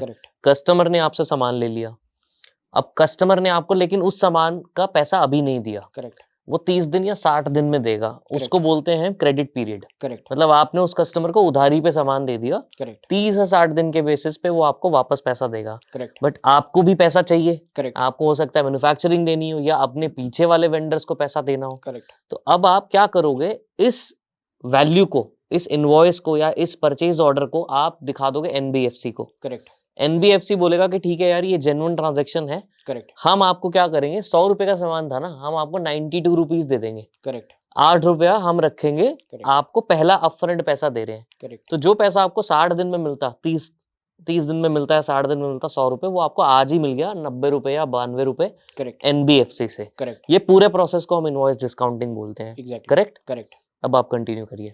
तो कैश फ्लो बेस्ड फाइनेंसिंग उस टाइम पे जस्ट स्टार्ट ऑफ ही हो रहा था, और मोस्टली जो ट्रांजैक्शन आज भी फाइनेंस होते हैं वो बड़े कॉर्पोरेट्स के होते हैं। बड़े कॉर्पोरेट्स के क्यों? क्योंकि वहाँ पर ट्रस्ट है कि अगर आप आज के डेट में रिलायंस को सामान दे रहे हैं तो रिलायंस डिफॉल्ट करेगा विद इन 90 डेज, इसकी बहुत कम प्रोबेबिलिटी है। करेक्ट। वर्सेज एक एसएमई टू एसएमई ट्रांजैक्शन है कि मैं एक एसएमई हूँ, मैंने एक और एसएमई को सामान सप्लाई कर दिया, छोटी सी कंपनी है, छोटी जो कंपनी है। हाँ। तो अब दोनों की अंडरराइटिंग मुश्किल है, राइट? हम्म। और मेरी तो अंडरराइटिंग मेरे फाइनेंशियल डॉक्यूमेंट्स पे हो सकती है, बट अंडरराइटिंग क्या होती है? सॉरी। अच्छा हाँ सॉरी। तो अंडरराइटिंग मैं का मतलब आपसे होता बहुत है, पूछता रहूंगा ऐसे सवाल। नहीं बिल्कुल हाँ। मुझे लगता है कि थोड़ा मैं टेक्निकल हो जा रहा हूँ, हाँ। तो मैं थोड़ा सिंप्लीफाई कर देता हूँ लोगों को चीज़ों को। हमें समझाना है सब कुछ इस बिजनेस मॉडल के बारे में। करेक्ट। हाँ। तो अंडरराइटिंग का मतलब होता है कि किसी बिजनेस को गेज करना कि उसको कितना उधार दिया जा सकता है। This is in very simple terms underwriting, right? किसी बिजनेस के बारे में आइडेंटिफाई करना और समझना कि ये इतना पैसा वापस चुका सकता है। ये आप करते कैसे हो इवैल्यूएट? तो ये काफ़ी कॉम्प्लेक्स प्रोसेस होता है, इसमें काफ़ी सारी चीज़ें देखी जाती हैं। हम लोग क्रेडिट फ्लो में करते हैं, उस पर मैं बाद में आऊँगा, बट जनरली इंडस्ट्री में कैसे होता है, इंडस्ट्री में आपकी बैंक स्टेटमेंट, आपकी फाइनेंशियल डॉक्यूमेंट्स को देखा जाता है। फाइनेंशियल डॉक्यूमेंट्स यानी आपकी बैलेंस शीट, आपकी आईटीआर, आपका जीएसटीआर 3 भी अगर आप जीएसटी रजिस्टर्ड बिजनेस है, ये सब देखते हैं, और बैंकिंग देखते हैं। इससे गेज करते हैं कि बेसिकली आपका टर्नओवर कितना है, आपका वर्किंग कैपिटल मार्केट में कितना लगा हुआ है। वर्किंग कैपिटल मतलब कि बेसिकली मैंने कितना पैसा बिजनेस में क्रेडिट और पेबल्स और इन्वेंट्री के अंदर लगा रखा है, स्टॉक वगैरह कितना स्टॉक रखा है, वगैरह हाँ। कितना रखा है, और मैंने उधार कितना दिया हुआ है, बेसिकली दैट। देन ये देखा जाता है कि आपको कस्टमर से कितना डेज में पैसा आता है, आपके कस्टमर्स किस तरीके के हैं, ये देखा जाता है। देन ये देखा जाता है कि आपका बैंक में ऑन एवरेज कितना बैलेंस रहता है, जिसको एवरेज बैंक बैलेंस कहते हैं, एबीबी। ये ट्रेडिशनल अंडरराइटिंग होती है। देन ये भी देखा जाता है कि आप ऑलरेडी कितना ऑब्लिगेटेड है, आपके ब्यूरो को देखा जाता है, आपके बेसिकली सिबिल को देखा जाता है इन सिंपल टर्म्स, कि आपने ऑलरेडी कितना उधार ले रखा है मार्केट से, लायबिलिटीज क्या है, कितनी लाइबिलिटीज है, कितनी की आप ईएमआई पर मंथ दे रहे हैं, और क्या वो आप ईएमआई, और अगर मैं आपको पैसा दूंगा तो वो चुकाने की आपके अंदर क्षमता है कि नहीं, क्या आप उतना प्रॉफिट कैश फ्लो है कि नहीं है। करेक्ट। हाँ। तो ये ट्रेडिशनल मेथड होता है। अब कैश फ्लो बेस्ड मेथड ये होता है कि बेसिकली इसके अलावा ये देखा जाता है कि आपका रिसीवेबल कस्टमर से, रिसीवेबल यानी कि कस्टमर को जो आपने उधार दिया हुआ था वो कितना आपके पास आने वाला है, इन वेरी सिंपल टर्म्स, उसको डिस्काउंट करके, कि उसको देख के कि ये पैसा तो आने ही वाला है कस्टमर से 60 दिन में, 90 दिन बाद, वो आपको पहले दे दिया, और कस्टमर से खुद उन्होंने एक एस्क्रो अकाउंट में या फिर बेसिकली खुद के अकाउंट में ले लिया। एस्क्रो का मतलब ये होता है कि 3 पार्टीज के बीच में एक रिलेशनशिप या 2 पार्टीज के बीच में रिलेशनशिप, जहां पर जो पैसा आता है वो को ओन्ड होता है दोनों पार्टीज के बीच में, और एक पार्टी का राइट होता है उसको फर्स्ट राइट कि बेसिकली वो पैसा निकाल सके। तो this is an escrow account. तो इस तरीके से इनवॉइस डिस्काउंटिंग ट्रेडिशनली वर्क करती है। अब हम लोग क्रेडिट फ्लो में कैसे करते हैं इसमें मैं बाद में आऊंगा, but this is traditionally how it works. तो हाँ, तो बेसिकली ये एक प्रॉब्लम समझ आई थी कि यार ये इंडस्ट्री में, अक्रॉस द इंडस्ट्री एक प्रॉब्लम है और हमारे को इसको सॉल्व करना है। बट इसको सॉल्व करने के लिए एक बेसिक लेयर सबसे पहले तो ये है कि हम लोग लोगों की उधारी की प्रॉब्लम सॉल्व कर दें, कि जो उधार पे दे रहे हैं वो पैसे ही वो पहले टाइम पे आ जाए। दूसरा, इसको करने के लिए अगर एसएमई टू एसएमई ट्रांजैक्शन को फाइनेंस करना है तो एक ट्रस्ट लेयर बिल्ड करना पड़ेगा। वो ट्रस्ट लेयर कैसे होगा? या तो मैं उसके ईआरपी में इम्बेड हो जाऊं, जब तक मेरे पास उसका रियल टाइम पिक्चर नहीं है तो लोगों के लिए फ्रॉड करना, अलग अलग चीजें करना बहुत ईजी है, राइट? मतलब ऐसा नहीं है कि हर कोई करना चाहता है, बट प्रॉब्लम क्या है कि अगर आप किसी को पैसा उधार पे दे रहे हो तो आपको एक सिक्योरिटी, आपके पास एक गारंटी होनी चाहिए कि कैसे आप सही लोगों को उधार दो और गलत लोगों को ना दो। तो इसके लिए आपको एक डेटा लेयर बिल्ड करना पड़ेगा। तो this was the entire thinking behind credit flow. Credit flow start हुआ था 2019 में एंड में। तो मैंने उस टाइम पे रियलाइज किया कि ये बहुत बड़ी प्रॉब्लम है और B2B ई कॉमर्स की ही ये प्रॉब्लम है। मतलब आप B2B ई कॉमर्स तो कर दोगे, बट उसके अंदर जो ये कोर प्रॉब्लम है, जब तक ये सॉल्व नहीं होगी तो कोई भी इंडस्ट्री बड़ी नहीं हो सकती। तो इस तरीके से क्रेडफ्लो का जन्म हुआ है। 2019 में हम लोगों ने स्टार्ट किया। तो हम लोगों ने एक सॉफ्टवेयर बनाया for people, right, for SMEs, कि जो आप B2B में ट्रांजैक्शन कर रहे हो, उधार पे माल दे रहे हो, उसकी प्रोसेस आपके लिए सिंप्लीफाई हो जाए कि वो 30 दिन का 60 दिन में ना है, वो 30 दिन का 35 दिन में आपके पास पैसा आ जाए। वो आप कैसे करते हो फिर? तो वो हम कैसे करते हैं, बेसिकली हमारा एक सॉफ्टवेयर है जो उनके एग्जिस्टिंग अकाउंटिंग सोल्यूशन से इंटीग्रेट हो जाता है। जैसे इंडिया में टैली और बिजी सबसे ज़्यादा चलता है, तो हमारा उनके साथ इंटीग्रेशन है।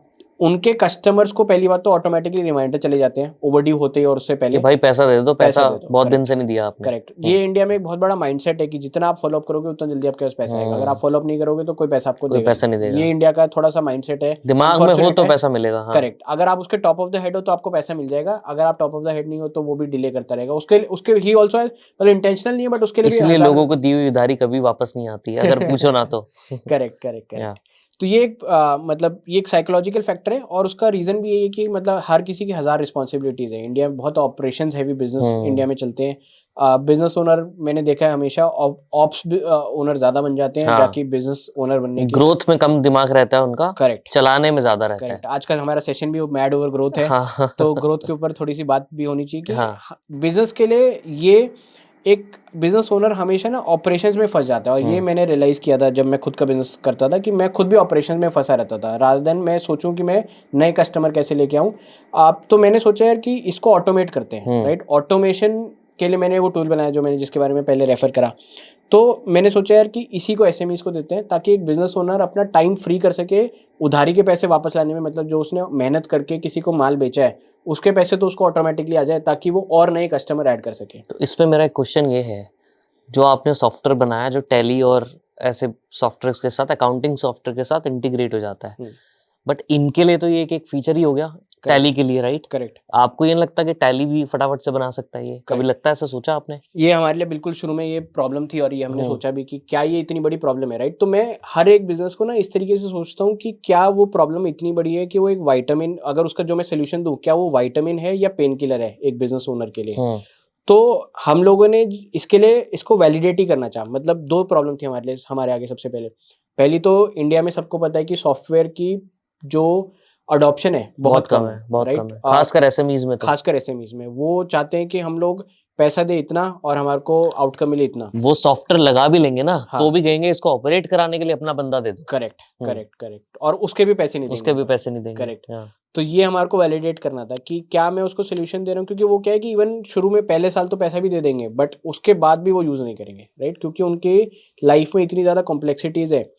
तो हम लोगों ने क्या करा, हम लोगों ने पहले 30 कस्टमर को लेके आए। 30 कस्टमर ये मेरे पिछले बिजनेस के ही कस्टमर से और खुद के फैमिली बिजनेस के आसपास जो लोग जानता था मैं जिनको, उसके थ्रू ये 30 कस्टमर लेके आए और हमने फ्री में उनको सॉफ्टवेयर दिया और चेक करा कि वो क्या है, वो यूज़ भी कर रहे हैं कि नहीं कर रहे, क्या उनके लिए वैल्यू ऐड है।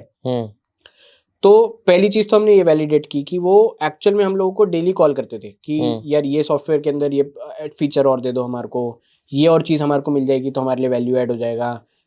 हम लोगों ने देखा कि जो लोग फॉलोअप कर रहे थे तो उनके लिए एक्चुअल में पेमेंट आनी शुरू हुई। उन्होंने खुद हमारे को फीडबैक दिया कि हाँ, मैंने मैसेज भेजना शुरू करा, मेल भेजना शुरू करा तो मेरे को पेमेंट जो 60 दिन में आती थी अब वो 50 दिन में आनी शुरू हो गई।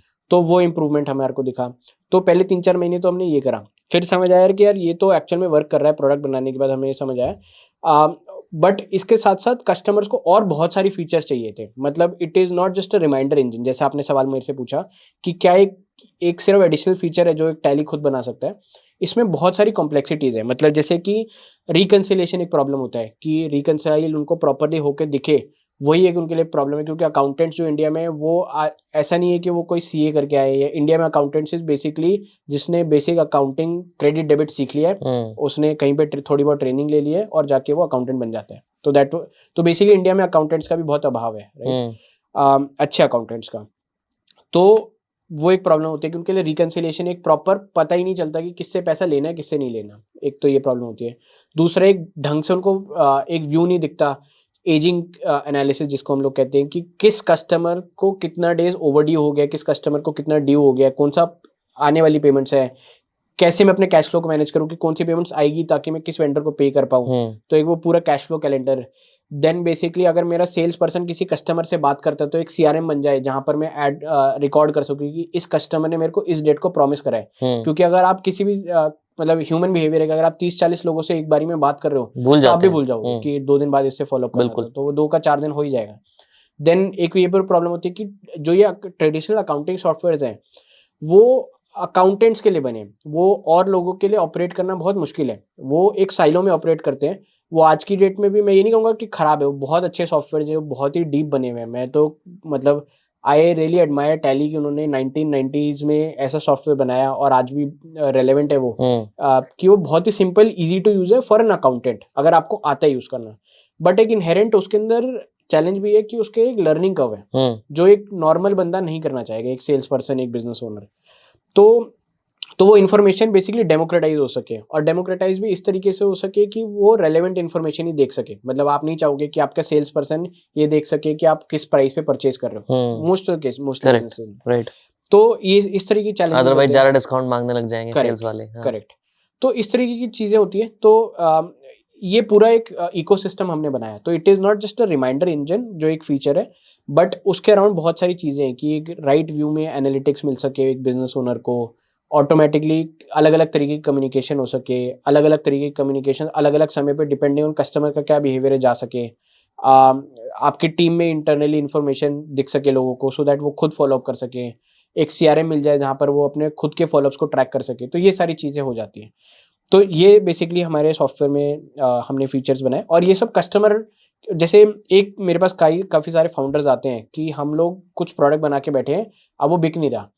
तो एक चीज़ जो मैं हमेशा फॉलो करता हूँ और जो मेरे को लगता है कि आप एक बेसिक मिनिमम वायबल प्रोडक्ट, ये मैंने पिछले बिजनेस में सीखी कि आप पूरा एक तामझाम बना के बैठ जाते हो अपने आसपास, फिर आप मार्केट में जाते हो, आपको पता लगता है कि ये चीज़ वर्क नहीं कर रही।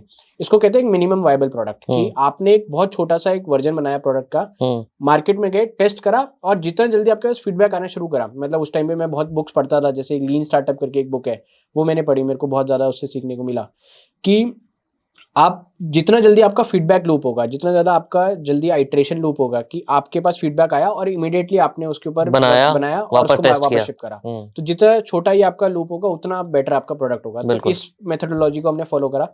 शुरू में हमारा फीचर सिर्फ यही था कि रिमाइंडर जाएगा, उसके ऊपर हमने बिल्ड करते गए और आज की डेट में एक पूरा इकोसिस्टम हमने बना दिया। कितने टाइम बाद जाके आपने फर्स्ट चार्ज करना शुरू कर दिया था? हाँ, तो हमारे साथ बहुत इंटरेस्टिंग उस टाइम पे ये हुआ कि सबको पता है 2020 में लॉकडाउन लगा था। एक चीज़ हमारे को एक बहुत कॉमन आ रही थी कि कस्टमर हमसे खुद आके पूछ रहे थे कि ये सॉफ्टवेयर के कितने पैसे। हमने उनको शुरू में ये नहीं कहा था कि ये हमेशा के लिए फ्री होगा, हमने उनको ये बोला था कि शुरू में आप फ्री में ले लो। कितने टाइम फ्री रखा? हमने फ्री रखा 4 महीने। 4 महीने। तो उस टाइम पे हम लोग ये वैलिडेट कर रहे थे कि प्रॉब्लम है भी कि नहीं है।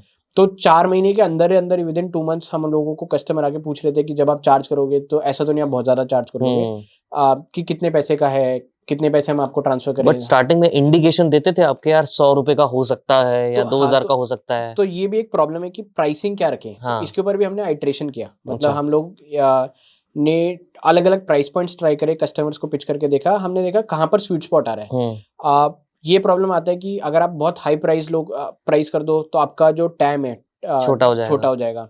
टैम बेसिकली की जो मार्केट, टोटल मार्केट एड्रेसेबल है।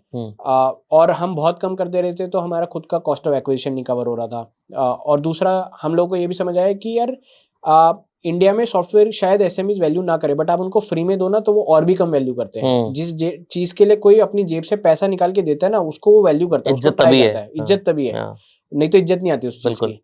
तो वो जब तक वो पैसा नहीं देगा ना तब तक वो उसको वैल्यू भी नहीं करेगा। तो ये एक लर्निंग थी। मतलब काफ़ी लोगों से बात करके हमारे को समझ आया। इनिशियली ये भी थॉट आता था, जैसे आज भी हमसे लोग पूछते हैं कि अगर आप इवेंचुअल बिजनेस लैंडिंग करना चाहते हो तो आप फ्री क्यों नहीं दे देते? बट फ्री की वैल्यू ही नहीं है, वो यूज ही नहीं करेगा, एंगेज ही नहीं करेगा। जब तक एंगेजमेंट नहीं होगा तो मैं उसको चाहे वो 500 रुपए दे, बट जब 500 जेब से जाएंगे ना तो लगेगा यार यूज तो करना है। करेक्ट। वो ट्राई तो करेगा, ट्राई करेगा तो उसको वैल्यू भी दिखेगी। नहीं करेगा तो मतलब इंडिया में तरीके से ट्राई करेगा। करेक्ट। इंडिया में 100 चीजें हैं ट्राई करने के लिए, अगर फ्री होगा ना तो वो ट्राई भी नहीं करेगा, वो एफर्ट नहीं डालेगा। उसको लगेगा थोड़ा सा उसने ट्राई करा, कुछ कॉम्प्लेक्सिटी है वो छोड़ देगा। ये ना बहुत अच्छी वो है, जो चीज हमें भगाती है हम उसी के पीछे भागते हैं। करेक्ट। तो पैसा ऐसी चीज है जिसके पीछे सारी दुनिया भागती है। करेक्ट। आप किसी से पैसा लोगे, आपको उसकी इज्जत बनेगी, आप उसके पीछे पीछे भागोगे। करेक्ट। आप वो फ्री दोगे ना तो आपको वो डेस्परेट लगेगा, यार ये तो फ्री दे रहा है, मैं क्यों करूं, मैं अपने टाइम से लूंगा ना। करेक्ट। तो हमने भी अभी एक प्रोडक्ट लॉन्च किया जस्ट 2 महीने पहले, लेकिन पहले दिन से हमने बोलना शुरू कर दिया कि 1 महीने के लिए फ्री है सिर्फ। उसके बाद हमने प्राइसिंग अभी भी डिसाइड नहीं की। ये पॉडकास्ट देख के लोग मुझे बोलेंगे यार तुम कुछ भेज रहे हो, बट कोई बात नहीं, प्राइसिंग अभी भी फिक्स नहीं है, बट एक टेंटेटिव प्राइस हमने पहले से ही देना शुरू कर दिया उनको। इंटरेस्टिंग। कि वो 10 रुपए से लेकर 20 रुपए के बीच में हो सकता है, एग्जाम्पल दे रहा हूँ रफ, ताकि उनके माइंड में रहे कि यार 1 महीने तक ही है और 1 महीने के बाद ये प्राइसिंग एप्लीकेबल होगी। अब वो सीरियसनेस थोड़ी बढ़ जाती है ट्रायल्स की, हमें जो फीडबैक मिलता है वो भी थोड़ा सा ढंग से मिलता है कि यार हाँ पैसा लगेगा 1 महीने बाद। इसके अंदर एक और चीज भी बोली जाती है, अगर क्रेडिट कार्ड आप लगवा लो, हालांकि वो चांस आपके कन्वर्जन के कम हो जाते हैं ट्रायल्स के, बट अगर आप क्रेडिट कार्ड और ऐड करवा लो लोगों से ट्राई करवाते टाइम, तो आपको पता है कि यार ये बहुत ज्यादा ही सीरियस है इस प्रोडक्ट में। करेक्ट। ये बल्कि मतलब ये ह्यूमन बिहेवियर है। मैं खुद भी ट्राई करता हूँ, कुछ अलग अलग सॉफ्टवेयर ट्राई करते हैं हम लोग अपने बिजनेस के अंदर SaaS। तो हम लोग यही करते हैं कि यार आखिरी दिन तक ना वो ट्रायल चलाते हैं, फिर उसके बाद आखिरी दिन बैठ के देखते हैं कि अच्छा यूज क्या होने वाला है, क्योंकि कल से तो पेड होने वाला है, क्रेडिट कार्ड से कटने वाले पैसे। करेक्ट। तो फिर ट्राई करते हैं कि इसकी क्या वैल्यू है भी कि नहीं तो हम क्रेडिट कार्ड हटा दें। तो ये एक ह्यूमन बिहेवियर है, इसीलिए बेस्ट रहता है ट्रायल रखो बहुत छोटा। अगर आपको अपने प्रोडक्ट का सॉफ्टवेयर का ट्रायल देना है किसी को, 3 से 7 दिन दो आइडली। करेक्ट। आप एक्सटेंड बेशक कर दो उसको 7 दिन से, बट कभी भी 1 महीने का ट्रायल मत दो स्टार्टिंग में। करेक्ट। क्योंकि वो प्रॉब्लम रहेगी, वो यूज फिर भी 3 दिन में ही करेंगे लास्ट के। करेक्ट। और आपका सेल्स ट्रैकिंग बहुत बढ़ जाएगा। करेक्ट। ये भी हमने लर्निंग ली। तो ये बेसिकली जब हमने शुरू में हमने कस्टमर्स को दिया, तो हम शुरू में 30 दिन का देते थे। तो 30 दिन के अंदर हम लोग फॉलोअप करते थे 7वें दिन की, सर कैसा लगा, ट्राई करा? तो वो बोलते थे हाँ ठीक है मैं देखूंगा। 30वें दिन जाके वो बोलता था कि यार एक दोबारा डेमो दे दो, अभी तक मैंने देखा ही नहीं है और मेरे को 3 दिन का एक्सटेंड कर दो। करेक्ट। तो हमने 30 का 15 करा, फिर 15 करा, तब भी समझ आया यार कि वो नहीं हो रहा, तो हमने 7 दिन करा। फिर 7 के ऊपर हमने एक्सटेंशन दे दिया कि कस्टमर को एक्सटेंड करना है तो वो एक बटन दबाए, उसका 7 का 10 दिन हो जाए। बट कभी भी हमने उसको बाय डिफॉल्ट नहीं करा, क्योंकि वो होता है, ह्यूमन बिहेवियर है कि वो 7वें दिन ही ट्राई करेगा। तो हाँ, तो ऐसे जर्नी स्टार्ट हुई। देन 2020 का लॉकडाउन हो गया, तो उसके बाद हमने चार्ज करना शुरू करा कस्टमर्स को। जुलाई 2020 में हमारा, आई थिंक जून या जुलाई 2020 में हमारा फर्स्ट पेड कस्टमर था। आज भी याद है मेरे को। जो जॉय होती है ना किसी इन्वेस्टर के पैसे की आने की, उससे कहीं ज़्यादा गुना जॉय होती है आपके पहले कस्टमर के पैसे आने की। ये मैंने पर्सनली खुद एक्सपीरियंस करा। हमने जैसे फर्स्ट फंड रेज किया था, टर्म शीट साइन की, पैसा आया, वो फीलिंग ही नहीं थी, वो मजा नहीं आया जितना कस्टमर के पैसे से आया। मतलब कस्टमर ने हमारे को 6,000 रुपए दिए, पर वो 6,000 रुपए की जो फीलिंग थी ना, वो मिलियंस ऑफ डॉलर आपके अकाउंट में, जो वैलिडेशन मिलती है ना। करेक्ट। कि यार आपने कुछ वैल्यू क्रिएट की है out of thin air. Correct. क्योंकि ये एक किस्म से इन्वेंटर्स ही तो है हम लोग। करेक्ट। सारे एंटरप्रेन्योर्स या कोई भी नॉर्मल जनता, जितने भी लोग जॉब कर रहे हैं, कुछ ना कुछ बना रहे हैं। करेक्ट। जब वो बनाने के बाद एप्लीकेबल होता है, कहीं जाके यूज करता है कोई उसको, और आपको वो फीडबैक देता है। करेक्ट। अब हम ये पॉडकास्ट बनाते हैं, राइट? पॉडकास्ट के नीचे जब कमेंट्स आते हैं ना कि यार आपने अच्छा किया, मजा आया, गेस्ट ने बहुत अच्छे आंसर्स दिए, या आपने बहुत अच्छे क्वेश्चंस पूछे, वही है बस, और क्या, पैसे थोड़ी आ रहे हैं इससे। एग्जैक्टली। तो वो मजा अलग ही होता है। करेक्ट। करेक्ट। वो मजा एक्चुअल में बहुत अलग होता है। मतलब वो मेरे को आज भी गूज़बम्प्स लाते हैं कि जो पहले दिन पे कस्टमर ने पैसे दिए, मैंने अपने आप दिए थे, उसने अपने आप दिए थे। बेसिकली हमने ऑटो डे 1 से वो करा था कि खुद आके कस्टमर परचेज कर सके। तो कस्टमर ने खुद उस पर परचेज करा। हमारे को तो बाद में पता लगा, मतलब क्योंकि उस टाइम पे इतने ऑटोमेशन वगैरह हमने सेटअप नहीं कर रखे थे। तो शाम को जाके पता लगा, उसने सुबह परचेज करा, मेरे को शाम को जाके जब मैंने ऐसे ही रेजर पे खोला, देखा कि पैसे आ रखे हैं, तो मेरे को एक्चुअल में लगा कि फिर मैंने कस्टमर को कॉल करा कि सर कैसा लगा, क्या फीडबैक था। तो वो फीलिंग अलग थी। मतलब मैंने इनफैक्ट उस टाइम पे तो हमारी टीम में 3 ही लोग थे। मतलब मैं था और 2 इंजीनियर थे जिन्होंने प्रोडक्ट बनाया था। तो हम लोगों ने एक छोटी सी पार्टी भी रखी थी उस दिन। हमने बाहर जाके, मैं तो चलो ड्रिंक नहीं करता, बट मैंने बियर पार्टी थी बाकी दोनों लोगों को कि चलो आज। इस पे भी मेरा क्वेश्चन है बाय द वे, आपका तो सॉफ्टवेयर प्रोडक्ट है और आप खुद केमिकल इंजीनियर हो, आप कोडिंग खुद करते हो? नहीं करते। ये बहुत बड़ा प्रॉब्लम आता है लोगों को कि यार अच्छे बंदे, ऐसा कहा भी जाता है कि अगर आप एक टेक बिजनेस कर रहे हो तो खुद को कोडिंग आनी चाहिए या टेक को फाउंडर होना चाहिए, और आप हो सोलो फाउंडर। ये प्रॉब्लम नहीं है आपको? नहीं, ये बहुत ज़्यादा प्रॉब्लम आई थी। मैं तो कहूँगा कि ये बाय चांस हुआ, it was not by design. मैं तो शुरू में चाहता था कि कोई टेक को फाउंडर आए।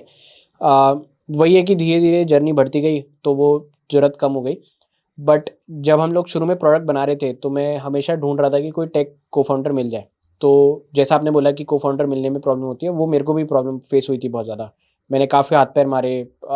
एक मेरा दोस्त था जो उस टाइम पे बाहर जॉब करता था। उसने शुरू में कुछ कुछ बनाया भी, बट उसको रियलाइज़ हुआ कि वो अभी जॉब नहीं छोड़ सकता because of his own family problems and all. तो वो था मतलब बेसिकली वो इनिशियल स्ट्रगल था। तो बट मेरा ये था यार कि हासिल करके ना कुछ कर लेंगे। तो मैंने और मैं लकीली मैं तो खुद को बहुत लकी मानूंगा कि मेरे साथ जो इनिशियल 2-3 इंजीनियर ज्वाइन करे वो इक्वल हसलर्स थे। उन्होंने कभी भी ये नहीं सोचा कि मैं कंपनी में को फाउंडर नहीं हूँ, क्योंकि वो टाइटल नहीं है, बट वो अपनी कंपनी मानते थे। ईसॉप दिए थे आपने? ईसॉप दिए थे हम लोगों ने। ईसॉप एक बहुत अच्छा टूल है मेरे को लगता है कि अर्ली एम्प्लॉयज़ को रिवॉर्ड करने का। और वो मेरे को मिले भी कैसे थे, वो बहुत इंटरेस्टिंग स्टोरी थी। तो आपने कोडिंग निंजास का शायद नाम सुना होगा। बिल्कुल। तो उनके जो को फाउंडर है अंकुश, मैं उनको भैया कहता हूँ, बेसिकली वो काफ़ी अच्छे दोस्त हैं। पॉडकास्ट पे आने वाले हैं बाय द वे वो। अच्छा, अंकुश आने वाले हैं। तो अंकुश भैया कहता हूँ मैं तो उनको। अच्छा। बेसिकली वो काफ़ी अच्छे दोस्त हैं। उन्होंने काफ़ी हेल्प की। उन्होंने बेसिकली शुरू में हमारे को अपना ऑफिस भी फ्री में दिया कि बेसिकली आप हमारे ऑफिस में आके बैठ के काम कर लो। और उन्होंने ही कनेक्ट कराया। बेसिकली उनके तो ऑब्वियसली नेटवर्क है जहाँ पर सारे बच्चे आते हैं कोडिंग सीखने। करेक्ट। तो उन्होंने अपने एलुमनाई नेटवर्क में फ्लोट कर दिया कि ऐसे ऐसे मेरा एक दोस्त है जो स्टार्ट करना चाह रहा है, क्या आप is anyone interested in joining the startup. तो हमारा फर्स्ट इंजीनियर था कुलदीप। वो हमारे साथ 4 साल पूरा जर्नी करके गया। He was a very good guy. उसने स्टार्ट करा, प्रोडक्ट बनाया शुरू का। उसने बेसिकली ओनरशिप लेके सब चीज़ें करी और उसने सैलरी भी बहुत कम ली। मतलब आप आज की डेट में इंजीनियर्स को हायर करने जाओ तो अच्छे इंजीनियर जो प्रॉपर प्रोडक्ट बना सकते हैं कभी भी इतनी कम सैलरी में, हम लोग तो उसको 30,000 रुपये देते थे पर मंथ का। और वो ऑलरेडी जॉब छोड़ के आया था 60,000 रुपये की। अच्छा। तो वही था उसको कि यार कि बनाना है, खुद का कुछ बनाना खुद है। का कुछ बनाना है। और उसने जॉब भी इसीलिए तो छोड़ी थी आपको लगा नहीं उस टाइम पे उसको को फाउंडर बनाना चाहिए? बेसिकली हम लोगों ने उसको यही ऑफर किया था यार कि तू खुद को स्केल करेगा तो वील मेक यू अ को फाउंडर। बट कुछ कुछ चैलेंजेस रहे जिसकी वजह से हम लोग उसको को फाउंडर नहीं बना पाए। तो उसने बेसिकली मेहनत की, प्रोडक्ट बनाया, हम लोगों ने शिप करा, पहले 30 कस्टमर को दिया, फिर जर्नी आगे बढ़ी, फिर फर्स्ट पेड कस्टमर्स आए, फिर फर्स्ट इन्वेस्टर आया। तो हमने फर्स्ट टर्म शीट साइन की थी, मुझे याद है दिसंबर 2020 में। हम लोगों को, जैसे आपने मेरे से सवाल पूछा है, सबसे पहले यही सवाल आता था कि आप सोलो फाउंडर हो कैसे बनाओगे, टेक को फाउंडर नहीं है, टेक बिजनेस बना रहे हो कैसे बनाओगे। बट फर्स्ट इन्वेस्टर आपका मतलब मुझे लगता है कि सबसे अच्छी वही होता है जो फर्स्ट ट्रस्ट करता है आपके ऊपर। तो स्टेलारिस ने हम पे ट्रस्ट किया। स्टेलारिस वेंचर पार्टनर जो एक वीसी फंड है, तो उन्होंने हमें टर्म शीट ऑफर की। हम लोग उस टाइम पे $2 मिलियन रेज कर रहे थे, तो उन्होंने $1 मिलियन दिया। फिर बाद में ओमिडियार भी आया, उन्होंने $1 मिलियन और दिया। तो इससे हमारा सीड राउंड हो गया था $2 मिलियन का। अच्छा। जो हमने कंप्लीट अप्रैल 21 में किया था। इस टाइम पे कितने कस्टमर्स आ गए थे पेड आपके जब उस सीड राउंड हुआ? मुझे ढंग से तो ध्यान नहीं, but I think it was around 300-400 paid customers. 300-400? हाँ, तो इनिशियली मैंने बूटस्ट्रैप किया था। तो इनिशियली अच्छा। आइडिया मतलब कितने टाइम बूटस्ट्रैप किया होगा? मैंने 2 साल, अच्छा। मतलब बेसिकली 2019 के एंड से 2021 तो 2 साल में डाल आपने डेढ़ कोई साल। फंड नहीं रेस किया, बूटस्ट्रैप किया, 2 साल बाद आपने जाके करेक्ट। फंड रेस किया। हाँ, तो इस पे मेरी एक बहुत मतलब काफ़ी लोग आते हैं और काफ़ी लोग होते हैं कि पहले दिन पे पैसा रेस करते हैं। मैं Correct. उसके बिल्कुल अगेंस्ट हूँ। मैं हमेशा सोचता हूँ यार कि आप कुछ बनाओ, खुद की इन्वेस्टमेंट करोगे तो खुद का आपका स्किन इन द गेम आएगा। पहले दिन से आप इन्वेस्टर से सैलरी लोगे तो सही बात नहीं है। तो आप कुछ बनाओ, वैलिडेशन लेके आओ, प्रोडक्ट मार्केट फिट, क्योंकि आपके पैसे से कभी प्रोडक्ट मार्केट फिट नहीं आएगा। कई लोग होते हैं मिलियंस ऑफ डॉलर रेस करके फिर समझ आता है कि प्रोडक्ट मार्केट फिट कभी था ही नहीं। प्रोडक्ट मार्केट फिट आपका तब आता है जब कस्टमर आपसे सामने आके कहता है कि मैं आपको इस चीज के पैसे दूंगा, और वो खुद 4 लोगों को रेफर करता है, बिल्कुल। जो हमारे को शुरू में दिखा। That is when we went out to raise money. तो वो इनिशियल वैलिडेशन, कन्विक्शन होना बहुत जरूरी है। नहीं तो आप काफी टाइम तक, और क्योंकि इन्वेस्टमेंट लोगों को लगता है कि हमने रेस कर ली, but it's a ticking time bomb कि जब आपने इन्वेस्टमेंट जिस दिन से रेस कर ली, उसको इन्वेस्टर को तो रिटर्न चाहिए, right? Why is he investing his own money? He wants return on that. तो उसको तो चाहिए यार कि मेरे को 5 साल के होराइजन में मेरे को इतना % रिटर्न मिलेगा, तभी मेरे लिए वो एक वैल्यू ऐड है over investing that same money in FD और स्टॉक मार्केट, बिल्कुल। राइट? तो वो इनिशियल जब तक आपके पास नहीं है, मैं तो ये बिलीव करता हूँ कि आपको फंड रेज करना ही नहीं चाहिए। आप इनिशियल पीएमएफ लेके आओ, अर्ली पीएमएफ। ऑब्वियसली आप ये नहीं कह सकते कि मेरे पास हजारों कस्टमर्स है तभी मैं जाके फंड रेज करूँगा, क्योंकि उसके लिए मार्केटिंग के लिए भी पैसा चाहिए आपको। इनिशियल आप 5-10 लाख रुपए अगर आप अपनी जेब से लेके आ सकते हो, इन्वेस्ट कर सकते हो, तो वो इंपॉर्टेंट है। और दूसरा एक इंपॉर्टेंट चीज कभी भी स्टार्ट आउट करने से पहले है खुद का पर्सनल रनवे। लोग कंपनी रनवे के बारे में बात करते हैं, बट पर्सनल रनवे भी होना चाहिए कि आपके पास क्या वो कन्विक्शन और क्या आपके पास वो टाइमलाइन है कि आप 2 साल रिस्क ले सकते हो, मिनिमम 2 साल। कि अगर आपके पास सैलरी नहीं आई 2 साल, तो आपके घर में कोई प्रॉब्लम नहीं है। वो होना बहुत इंपॉर्टेंट है, वो आपके लिए। और वो मेंटल और फिजिकल दोनों है। नहीं तो आप उन्हीं चक्करों में फंसे रह जाओगे। करेक्ट हाँ, करेक्ट आप वही सॉल्व करते रहोगे। करेक्ट। जैसे मैंने जब किया था तो हमें कई बार ऐसा होता था, रात के खाने नहीं होते थे पैसे, अच्छा। लिटरली।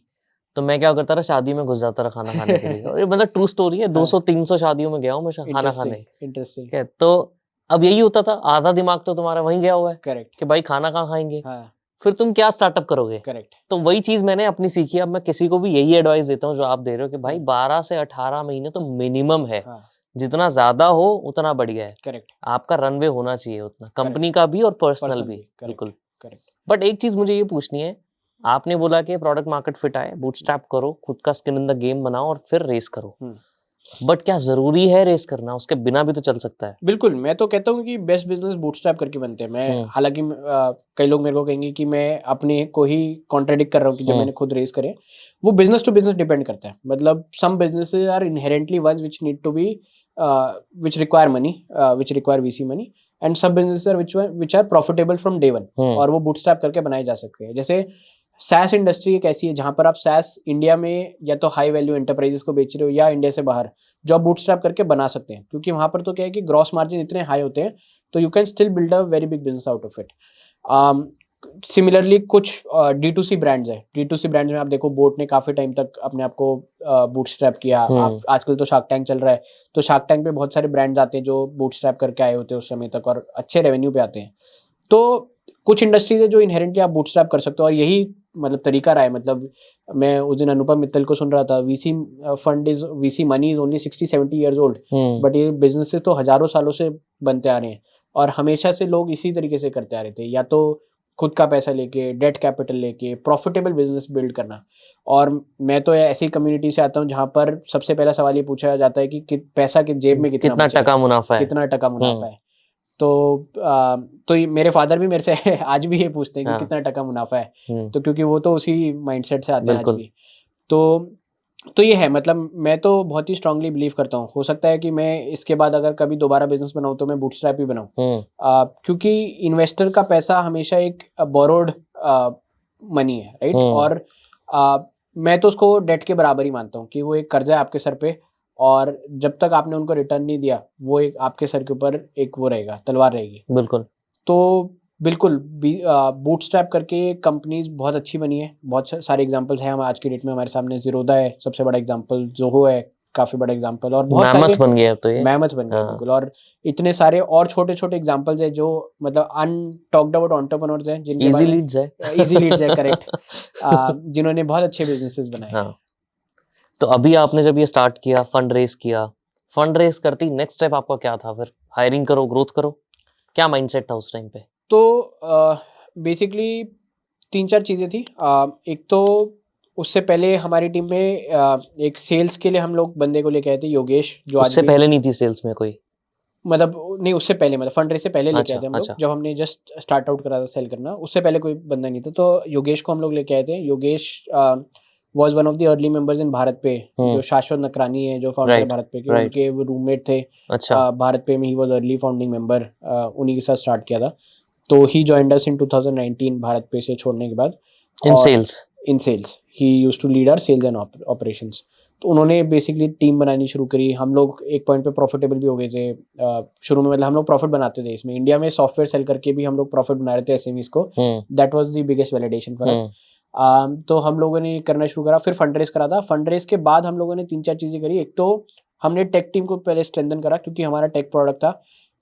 आप शुरू में बूटस्ट्रैप करके बनाते हो तो ऑब्वियसली टेक आर्किटेक्चर वगैरह इतना स्ट्रांग नहीं बनता है, क्योंकि ध्यान नहीं देते आप उस पे। कंस्ट्रेंट्स होते हैं। आप शुरू में होता है कि किसी भी तरीके से पहले गो टू मार्केट करो, फिर देखेंगे चीज़ों को। तो हमने वो स्ट्रेंथन करा, टेक टीम को स्ट्रेंथन करा।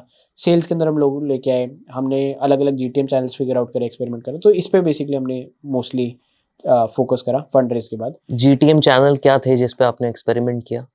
अभी अपनी मार्केटिंग करते कैसे हो एग्जैक्टली? तो हमारे 3 चैनल्स हैं। एक तो सबसे पहला है ऑनलाइन मार्केटिंग, फेसबुक गूगल पे हम लोग एड्स रन करते हैं। तो ये हमारे लिए एक डिस्कवरी थी शुरू में कि हम लोगों का माइंडसेट शुरू में ये था कि यार एक एसएमई ओनर कैसे फेसबुक पे ऐड देख के परचेज करेगा एक सॉफ्टवेयर। तो ये हमारे लिए एक मिथ था जो बस्ट हुआ काफी ज्यादा जब हमने लॉकडाउन में मार्केटिंग की, क्योंकि उस टाइम पे तो कोई और रेवेन्यू नहीं था।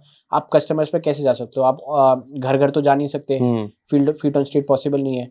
हमने ऐसे ही एक्सपेरिमेंट करा, किसी दिन एड्स रन करे तो कस्टमर आने शुरू हुए, उन्होंने परचेज करा, तो that was when we realise कि हाँ यार ये एक चैनल है जो वर्क कर सकता है। तो आज के डेट में हमारे 40% कस्टमर्स वहाँ से आते हैं। दूसरा सबसे बड़ा चैनल है हमारे लिए चैनल पार्टनर्स। बेसिकली इंडिया में टैली ने और बिजी ने, इन सब ने बहुत बड़ा नेटवर्क बनाया है रीसेलर्स का, आईटी रीसेलर्स का, जो सॉफ्टवेयर सेल करते हैं एसएमईज को। तो they cross sell our product to the same SMEs. तो वो हमारा प्रोडक्ट बंडल करके या पुराने कस्टमर्स को बेसिकली सेल करते हैं। तो 40% कस्टमर वहां से आते हैं।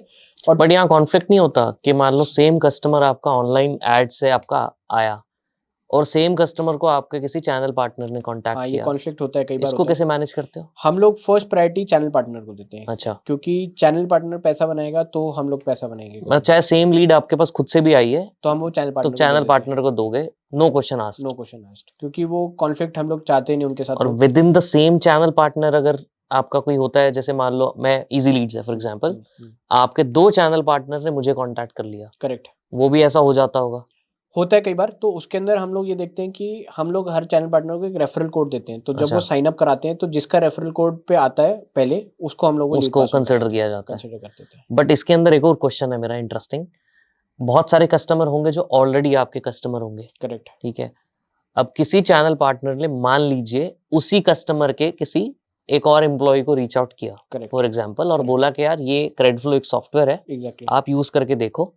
अब उस एम्प्लॉय को नहीं पता था कि वो ऑलरेडी क्रेडिटफ्लो से बात कर रहे हैं, राइट, या ऑलरेडी कस्टमर है, हम राइट, बड़ी ऑर्गेनाइजेशन है, 20-50 लोग हैं, नहीं पता होगा। राइट। तो अब इसने भी उसके साथ साइन अप कर लिया, तो अब इसको कैसे हैंडल करते हम हो? लोग इसमें प्रायोरिटी चैनल पार्टनर को देते हैं, क्योंकि चैनल पार्टनर हमारे एग्जिस्टिंग कस्टमर भी उसको दे देते हो आप? हम लोग दे देते हैं अच्छा। बेसिकली। क्योंकि चैनल पार्टनर ऐसा है कि अगर वो खुश रहेगा और वो बेसिकली पैसा बनाएगा तो वो हमारे को इवेंचुअली 10 और कस्टमर ला के देगा। तो और वो हम कितना दे देते कमीशन हैं। देते हो आप चैनल पार्टनर्स को? वो रेंज करता है अलग अलग चैनल पार्टनर्स के साइज एंड स्केल पे। एवरेज क्या है? Average is around 40%। 40%। 40% of their first year revenue. और सारे प्लान्स आपके मंथली हैं या कैसे? ईयरली। हम लोग बिलिंग आप ईयरली ही करते हो? बिलिंग ईयरली करते हैं, क्योंकि हमारे में वैल्यू टिकट साइज बहुत छोटा है। तो अगर वो हम छोटे छोटे पैसे अगर बार बार लेंगे तो वो एक कस्टमर को थोड़ा सा पेन होता है। और क्योंकि they are more than willing, हमसे तो कस्टमर इवन कितना 4-4 साल आपका के भी minimum पैसे है? देते हैं। Minimum is 3000 rupees per year.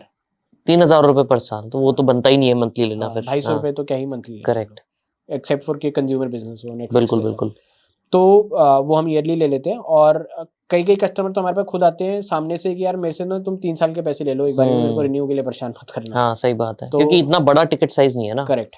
तो उनके लिए कोई बड़ा अमाउंट नहीं है, मतलब 3 साल का भी पैसा मैक्सिमम टू मैक्सिमम 40-50 हज़ार रुपये बनेगा, जो हाँ। वो दे देता है आराम से। करेक्ट।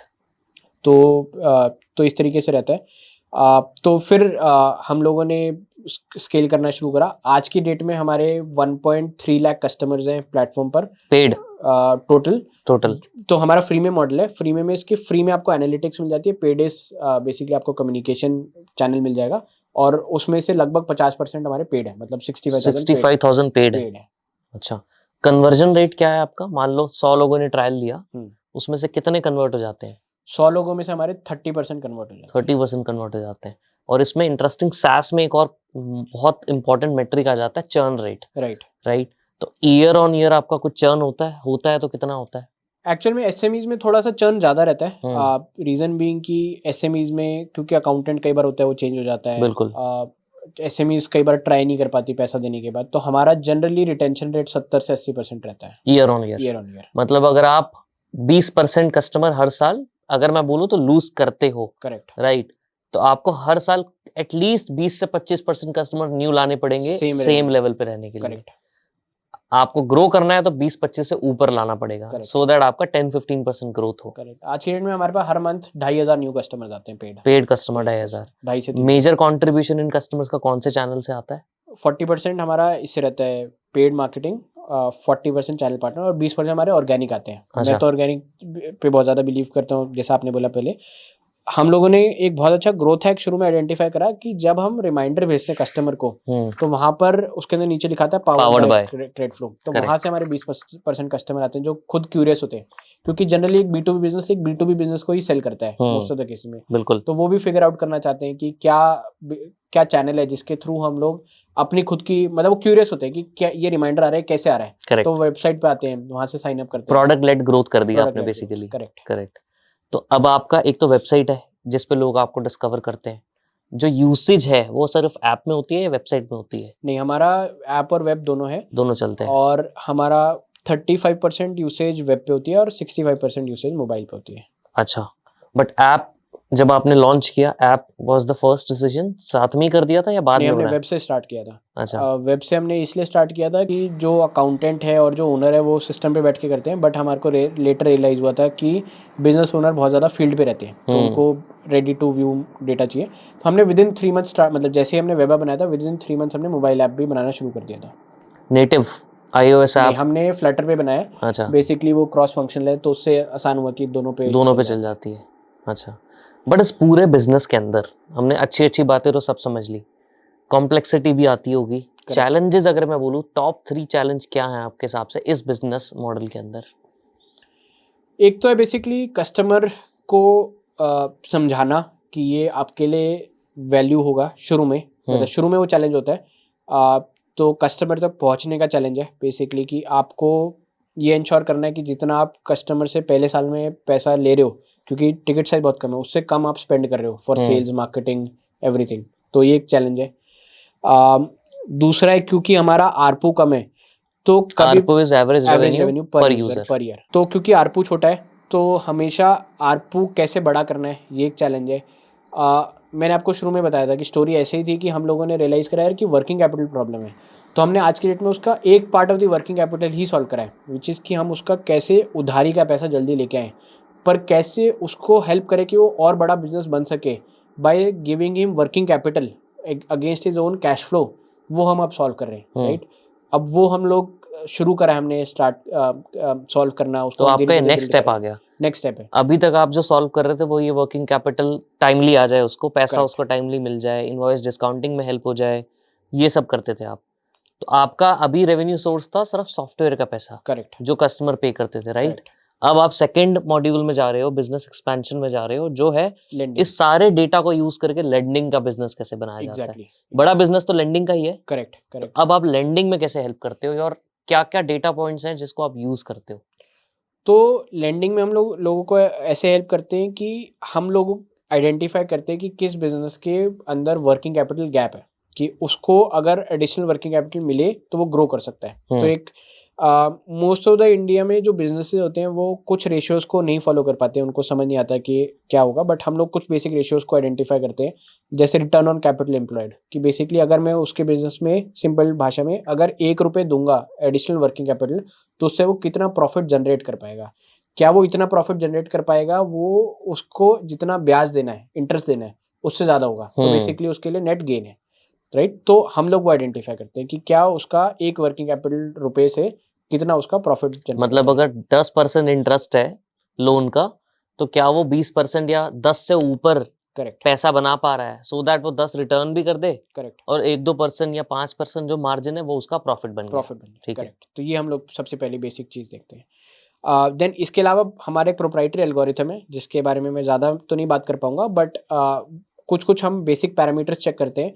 हम लोग काफ़ी ज़्यादा रिलाई करते हैं उनके डेटा के ऊपर। हम लोग ट्रेडिशनल अंडरराइटिंग से थोड़ा सा डिफरेंट है, ये एक हमारा यूएसपी है, और जिसको हम लोग काफ़ी ज़्यादा राइड ऑन करते हैं कि हम लोग बिजनेसेस को परेशान नहीं करते कि आप 1000 डॉक्यूमेंट्स दो फिर हम आपको अंडरराइटिंग करके देंगे। और हमारी लेंडिंग कंटेक्चुअल है। कंटेक्चुअल माने कि जब आपको चाहिए, जिस टाइम पे चाहिए, जिस रिक्वायरमेंट पे चाहिए, उस टाइम पे हम आपको पैसा देंगे, और आपको पैसा देंगे आपके वर्किंग कैपिटल के लिए, कि सीधा आप एक बटन दबाओ, आपके वेंडर को पैसा चला जाएगा और आप हमारे को सहूलियत से पैसा वापस आपको नहीं जाएगा, आपके वेंडर को जाएगा। वेंडर को जाएगा। अच्छा, सो दैट मिसयूज ना हो फंड्स का। Correct, and usage of fund control कहते हैं इसको।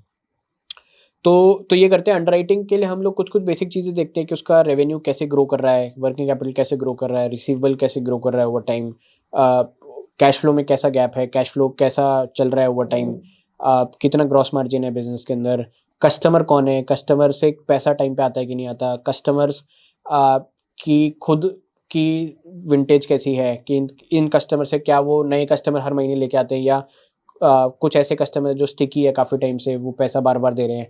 तो इस तरीके की कई सारी चीज़ें हम लोग अंडरराइट करते हैं। हमारा ऑटोमेटेड मॉडल है जो बेसिकली ये सब डेटा निकाल के एक रिपोर्ट प्रिपेयर करता है, और उसके बेसिस पे हम लोग अलग अलग लाइन देते हैं कस्टमर को बेसिस दैट बिजनेस। अभी आपने कितनी लैंडिंग शुरू कर दी है? हम लोग till date I think disbursal कर चुके हैं 25 से 30 करोड़ रुपए की। अच्छा। और ये जो आपने फंड रेज किया उसी में से जा रहा है अमाउंट? नहीं, हम लोग बेसिकली पार्टनर करते हैं, क्योंकि अभी हम लोग खुद एक फाइनेंशियल इंस्टीट्यूशन नहीं है, हमने खुद एनबीएफसी लाइसेंस के लिए अप्लाई करा हुआ है। अच्छा, कर दिया है। तो हम लोग पार्टनर करते हैं दूसरे एनबीएफसीज के साथ। कुछ में हम लोग एज अ डीएसए वर्क करते हैं, जहाँ पर हम लोग कुछ भी रिस्क नहीं लेते। कुछ के अंदर हम लोग एफएलडीजी मॉडल पे 5% जो आरबीआई ने अलाउ करा हुआ है उसमें हम लोग करते हैं, कि जहाँ पर अंडरराइटिंग एनबीएफसी करता है। एक हम लोग पहले से पॉलिसी डिसाइड कर लेते हैं कि ये पॉलिसी भी अंडरराइट होगा, और वो हम लोग पास ऑन कर देते हैं डेटा एनबीएफसी को, फिर वो अंडरराइट करके कस्टमर को लेंड कर देते हैं। बट आप खुद एनबीएफसी बन जाओगे उसके बाद तो ये बहुत आसान हो जाएगा आपके लिए। आसान हो जाएगा। हम लोग हमेशा को लेंडिंग में बिलीव करेंगे, क्योंकि एक रिस्क अंडर कम हो जाता है। रिस्क कम हो जाता है, प्लस दूसरी चीज ये भी है कि कैपिटल हमेशा लिमिटेड रहेगा, राइट? कि आपका मैक्सिमम रिटर्न ऑन एसेट कैसे है, कि अगर आप खुद 20 रुपए लगाओ तो 80 रुपए दूसरा बंदा लगा रहा है, जिसपे आपका ओवरऑल रिटर्न ऑन कैपिटल ज्यादा है। तो that is the idea. But क्यों करना है एनबीएफसी का लाइसेंस? वो तो खुद एनबीएफसी के साथ पार्टनर करके भी तो कर सकते हो। उसके पीछे क्या सोच है? उसके पीछे सोच थोड़ी है कि आपका कंट्रोल कस्टमर पे बेटर आ जाता है, पहली चीज। दूसरी चीज ये है कि आरबीआई आज की डेट में wants everyone who wants to lend to become a regulated entity. वो चाहता है कि वो उनके परव्यू में आ जाए किसी तरीके से, which I think is right as well. तो उस एम को अचीव करने के लिए हम लोग बेसिकली एनबीएफसी लाइसेंस लेना चाह रहे हैं। हम लोग इवेंचुअली करेंगे तो को लेंडिंग ही, राइट? बट उससे एवेन्यूज भी आपके बहुत सारे ओपन हो जाते हैं, कि जैसे आज की डेट में हम लोग बैंक्स के साथ पार्टनर नहीं कर सकते, क्योंकि बैंक्स थोड़ा सा कंजर्वेटिव है इस मॉडल के ऊपर। बट जब हम को लेंडिंग में जाते हैं तो basically they are more than willing to partner. जैसे अच्छा, आरबीआई ने मैंडेट कर रखा है बहुत सारे बैंक को, एसबीआई बहुत ज्यादा कर रहा है। एनबीएफसी के साथ ही करना है? नहीं, एनबीएफसी के साथ नहीं करना है, बट जनरली करते एनबीएफसी ही हैं। को लेंडिंग, अच्छा को लेंडिंग हाँ एनबीएफसी के साथ ही करना है। Right. को lending is only allowed with NBFC. Correct. और जैसे एसबीआई काफ़ी ज़्यादा को लेंडिंग कर रहा है आज के डेट में, बैंक ऑफ बड़ौदा बहुत ज़्यादा कर रहा है, सेंट्रल बैंक ऑफ इंडिया बहुत ज़्यादा कर रहा है। मतलब इवन पीएसयू बैंक्स जो आज तक कंजर्वेटिव होते थे, they are going very big on co-lending with fintechs, fintech lenders. Then ICICI bank बहुत ज़्यादा करता है, येस बैंक, कोटक। तो ये सब एवेन्यूज ओपन हो जाते हैं। तो जब आप एक रेगुलेटेड एंटिटी होते हैं तो आपके पास वो एक पावर होती है कि आप जाके उनसे ऑन बेटर टर्म्स डील कर सकते हो। बट कितनी बड़ी प्रॉब्लम है लेंडिंग की इंडिया में? बहुत बड़ी प्रॉब्लम है। आप देखो कि आज की डेट में सबसे बड़ी B2B के अंदर सबसे बड़ी प्रॉब्लम क्या होती है बिजनेस को ग्रो करने में? उनके लिए सबसे बड़ी बॉटलनेक जो बनता है पैसा ही है। पैसा ही है, कि वर्किंग कैपिटल है, कि मेरे पास उधार देने के लिए पैसा होगा ही नहीं, तो मैं बिजनेस को ग्रो कैसे करूँ? मेरे को एक खुद प्रॉब्लम फेस हुई थी जब हम लोग रॉबल करते थे, जो मेरा प्रीवियस वेंचर था, कि हम लोग 20 करोड़ पे पहुंच गए रेवेन्यू पे, बट अब 20 का मेरे को 50 करना है, तो मेरे को 2.5 गुना वर्किंग कैपिटल चाहिए। अब वो मैं कहाँ से लाऊंगा? तो वो मैं खुद का तो नहीं लगा सकता, तो वो डेट ही होगा। अब वो डेट अलग अलग तरीके से हो सकता है। तो the most efficient form of debt is cash flow based lending. तो ये एक चीज है जो मेरे प्रिडिक्ट कर पा रहा हूँ कि इंडिया में बहुत ज्यादा बड़ा बनने वाला है अगले 10 सालों के अंदर। और यही एक तरीका रहेगा जो जिसके थ्रू एसएमईज, जो मोदी जी का विजन है और पूरे इंडिया का विजन है कि एसएमईज ग्रो करें, उसके लिए right access to capital in the right product is very very important. तो ये मुझे लगता है कि एक सेक्टर है जहाँ पर बहुत ज़्यादा बड़ा बूम आने वाला है। तो आप कितने बड़े बन सकते हो लेंडिंग के बेसिस पे? आप देखो इंडिया के अंदर कैपिटल डिमांड तो इन्फाइनाइट है। मतलब अगर आप अलग अलग रिपोर्ट्स देखें तो बिलियंस ऑफ डॉलर के अंदर, कोई कहता है $500 बिलियन का कैपिटल डिमांड है, कोई कहता है $200 बिलियन का डिमांड है, कोई कहता है $1 ट्रिलियन की अगले 10 सालों में डेट कैपिटल की रिक्वायरमेंट होने वाली है। तो हम लोग खुद कितना बड़ा बन सकते हैं वो तो टाइम ही बताएगा। बट हमारा एस्पिरेशन ये है कि हम लोग एक एसएमई के लिए उसका working capital management, cash flow management का ऑपरेटिंग सिस्टम बन जाए। That is our aspiration, that is the product we want to build out. कि हम लोग उसका रिसीवेबल सॉल्व कर दे, पेबल सॉल्व कर दे, और उसके बीच का गैप, यानी कि उसको लेंडिंग भी दे दें और उसके ट्रेजरी भी मैनेज कर दें। ऐसा नहीं कि हर एक एसएमई कैश डेफिसिट है, कुछ एसएमईज कैश सरप्लस भी है, बट उनको करंट अकाउंट में वो पैसा पड़ा कुछ भी नहीं मिलता। तो क्या हम लोग उसके लिए भी सोल्यूशन बिल्ड कर सकते हैं कि उसके ऊपर उनको कुछ रिटर्न मिल जाए? अब इसको अलग अलग तरीके से हो सकता है कि वो कैपिटल आप यूज करो correct as a working capital for other SMEs. Correct. Peer to peer lending type हो गया। एक तरीका वो है। दूसरा है कि बेसिकली हम लोग उनको उन्हीं के वेंडर्स को जल्दी पे कर दें, जिसको डायनेमिक डिस्काउंटिंग कहते हैं, कि वेंडर को जल्दी पैसा मिल गया तो वो डिस्काउंट दे देता है, कैश डिस्काउंट जिसको कहते हैं इंडस्ट्री में। तो बहुत अलग अलग तरीके हैं जिसके ऊपर हम लोग प्रोडक्ट्स बिल्ड करेंगे ओवर टाइम। बट आज की डेट में फोकस ये है कि हम लोग लेंडिंग करें और बाद में हम लोग इस तरह की चीजें करेंगे। एसएमई ही क्यों? व्हाई नॉट बिग कंपनीज और एंटरप्राइजेस? I या think 2 से 100 करोड़ का जो आपका वो है कि Sweet वो spot है। स्वीट स्पॉट है, उस पे आप फोकस करते हो, क्यों है ऐसा? आई थिंक बड़ी कंपनीज के पास बहुत सारे एवेन्यूज है और बहुत सारे सोल्यूशंस है। आप सॉफ्टवेयर के टर्म्स में बात करें, एक्सेस टू लेंडर्स की बात करें, तो वहाँ पर बहुत सारे अलग अलग ऑप्शंस है जो उनके पास है। इवन बैंक्स उनके पास uh, खुद जाते हैं सामने से कि आप हमसे पैसा ले लो। करेक्ट। तो मुझे नहीं लगता कि उनके लिए वो इतना बड़ा गैप है। वहाँ पर भी गैप्स होंगे I am sure, but it also has got to do with your own experience. तो क्योंकि मैंने अपने आसपास एसएमईज ऐसी देखी हैं जो इस रेंज में रही हैं और इनकी प्रॉब्लम्स से मैं सबसे ज़्यादा रिलेट कर पाता हूँ, तो आज के डेट में हम लोग ये सॉल्व कर रहे हैं। उनके लिए अलग प्रॉब्लम्स होंगी। जैसे मेरे को जैसे एक कंपनी है C2FO, तो वो क्या करती है कि वो एंटरप्राइजेस के एग्जिस्टिंग सरप्लस कैश को वेंडर्स को दे के उनको 18% रिटर्न दिलाती है। कैसे? वो बेसिकली कि आप सरप्लस पैसे को कहाँ डालोगे, या तो आप एफडी में डालोगे या म्यूचुअल फंड्स में डालोगे, वहाँ पर तो उनको रिटर्न आता है 8-10-9%। वहीं पे उनको 18% रिटर्न कैसे मिलता था कि वो वेंडर को कहते थे आप जल्दी पैसा ले लो, आपको 1.5% रिटर्न हम लोग डिस्काउंट ले लेंगे पर मंथ, विच इज़ अगर 2 महीने का कैश साइकिल है तो 3%, और एनुअलाइज पर 18%। और बेसिकली तो इसको भी 18% मिल गया, वेंडर को भी जल्दी पैसा मिल गया, तो इट्स अ विन विन। तो उस तरह की प्रॉब्लम्स हैं वहाँ पर।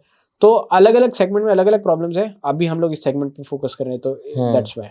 सब वो 2-3 टके के ऊपर ही भाग रहे हैं, पूरा बिजनेस वहीं बन रहा है। करेक्ट है ना, इतना लार्ज वॉल्यूम पे गेम खेला जा रहा है करेक्ट कि हम अपने शेल में रह के ना उसको समझ ही नहीं पाते बहुत बारी तो। करेक्ट। बट बहुत बहुत मजा आ रहा है बात करके। बहुत अभी तो मेरे को लगता है 2-2.5 घंटे और निकल जाएंगे, इतनी कुछ है बात करने के लिए।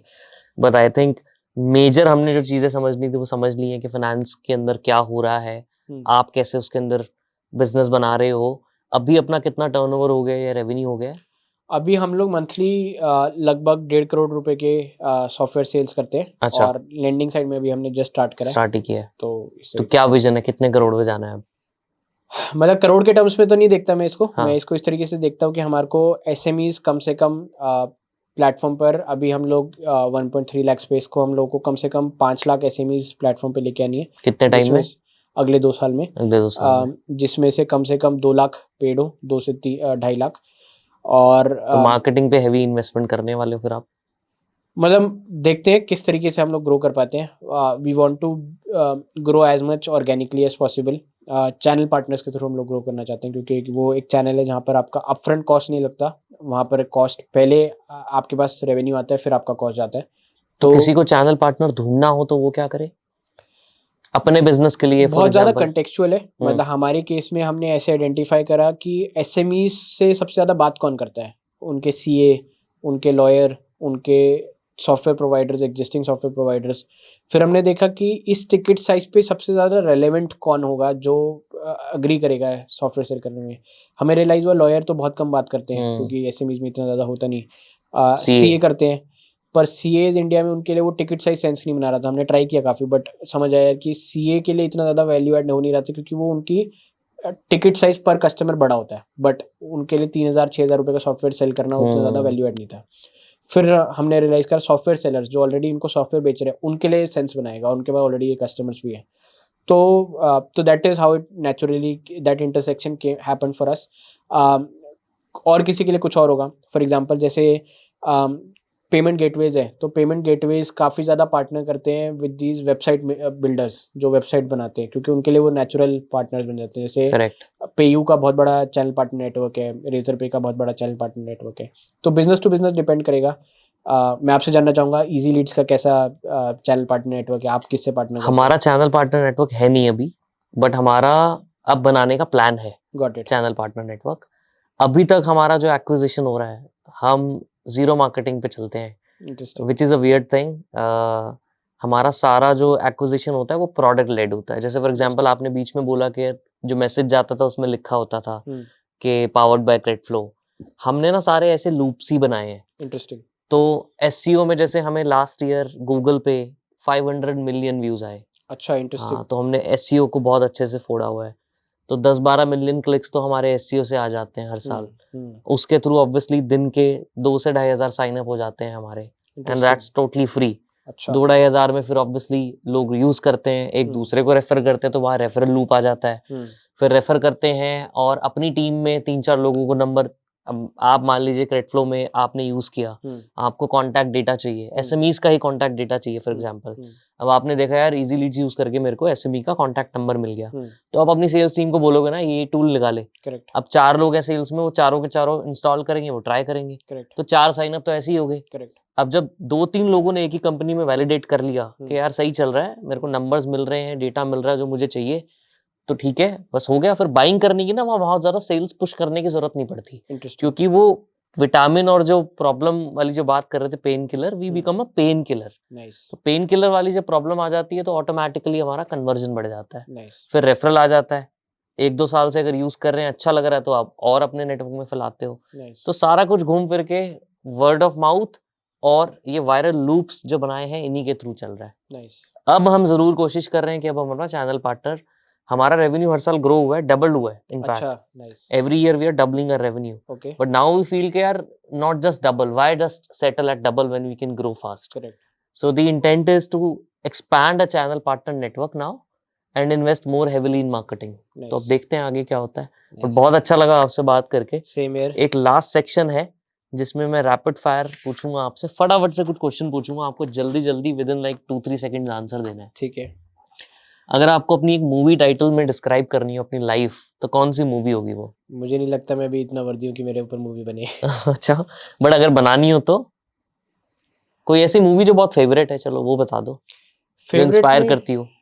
मतलब फेवरेट में दोनों तरीके की, एक तो 3 इडियट्स मेरे को बहुत ज़्यादा पसंद है। हाँ। शुरू से, क्योंकि वो हम लोग उससे रिलेट कर पाते थे, कॉलेज का ज़्यादा कल्चर है। छिछोरे आई थी बीच में, वो ज़्यादा फेवरेट है मेरी। अश्नीर ग्रोवर या अंकुर वारिकू?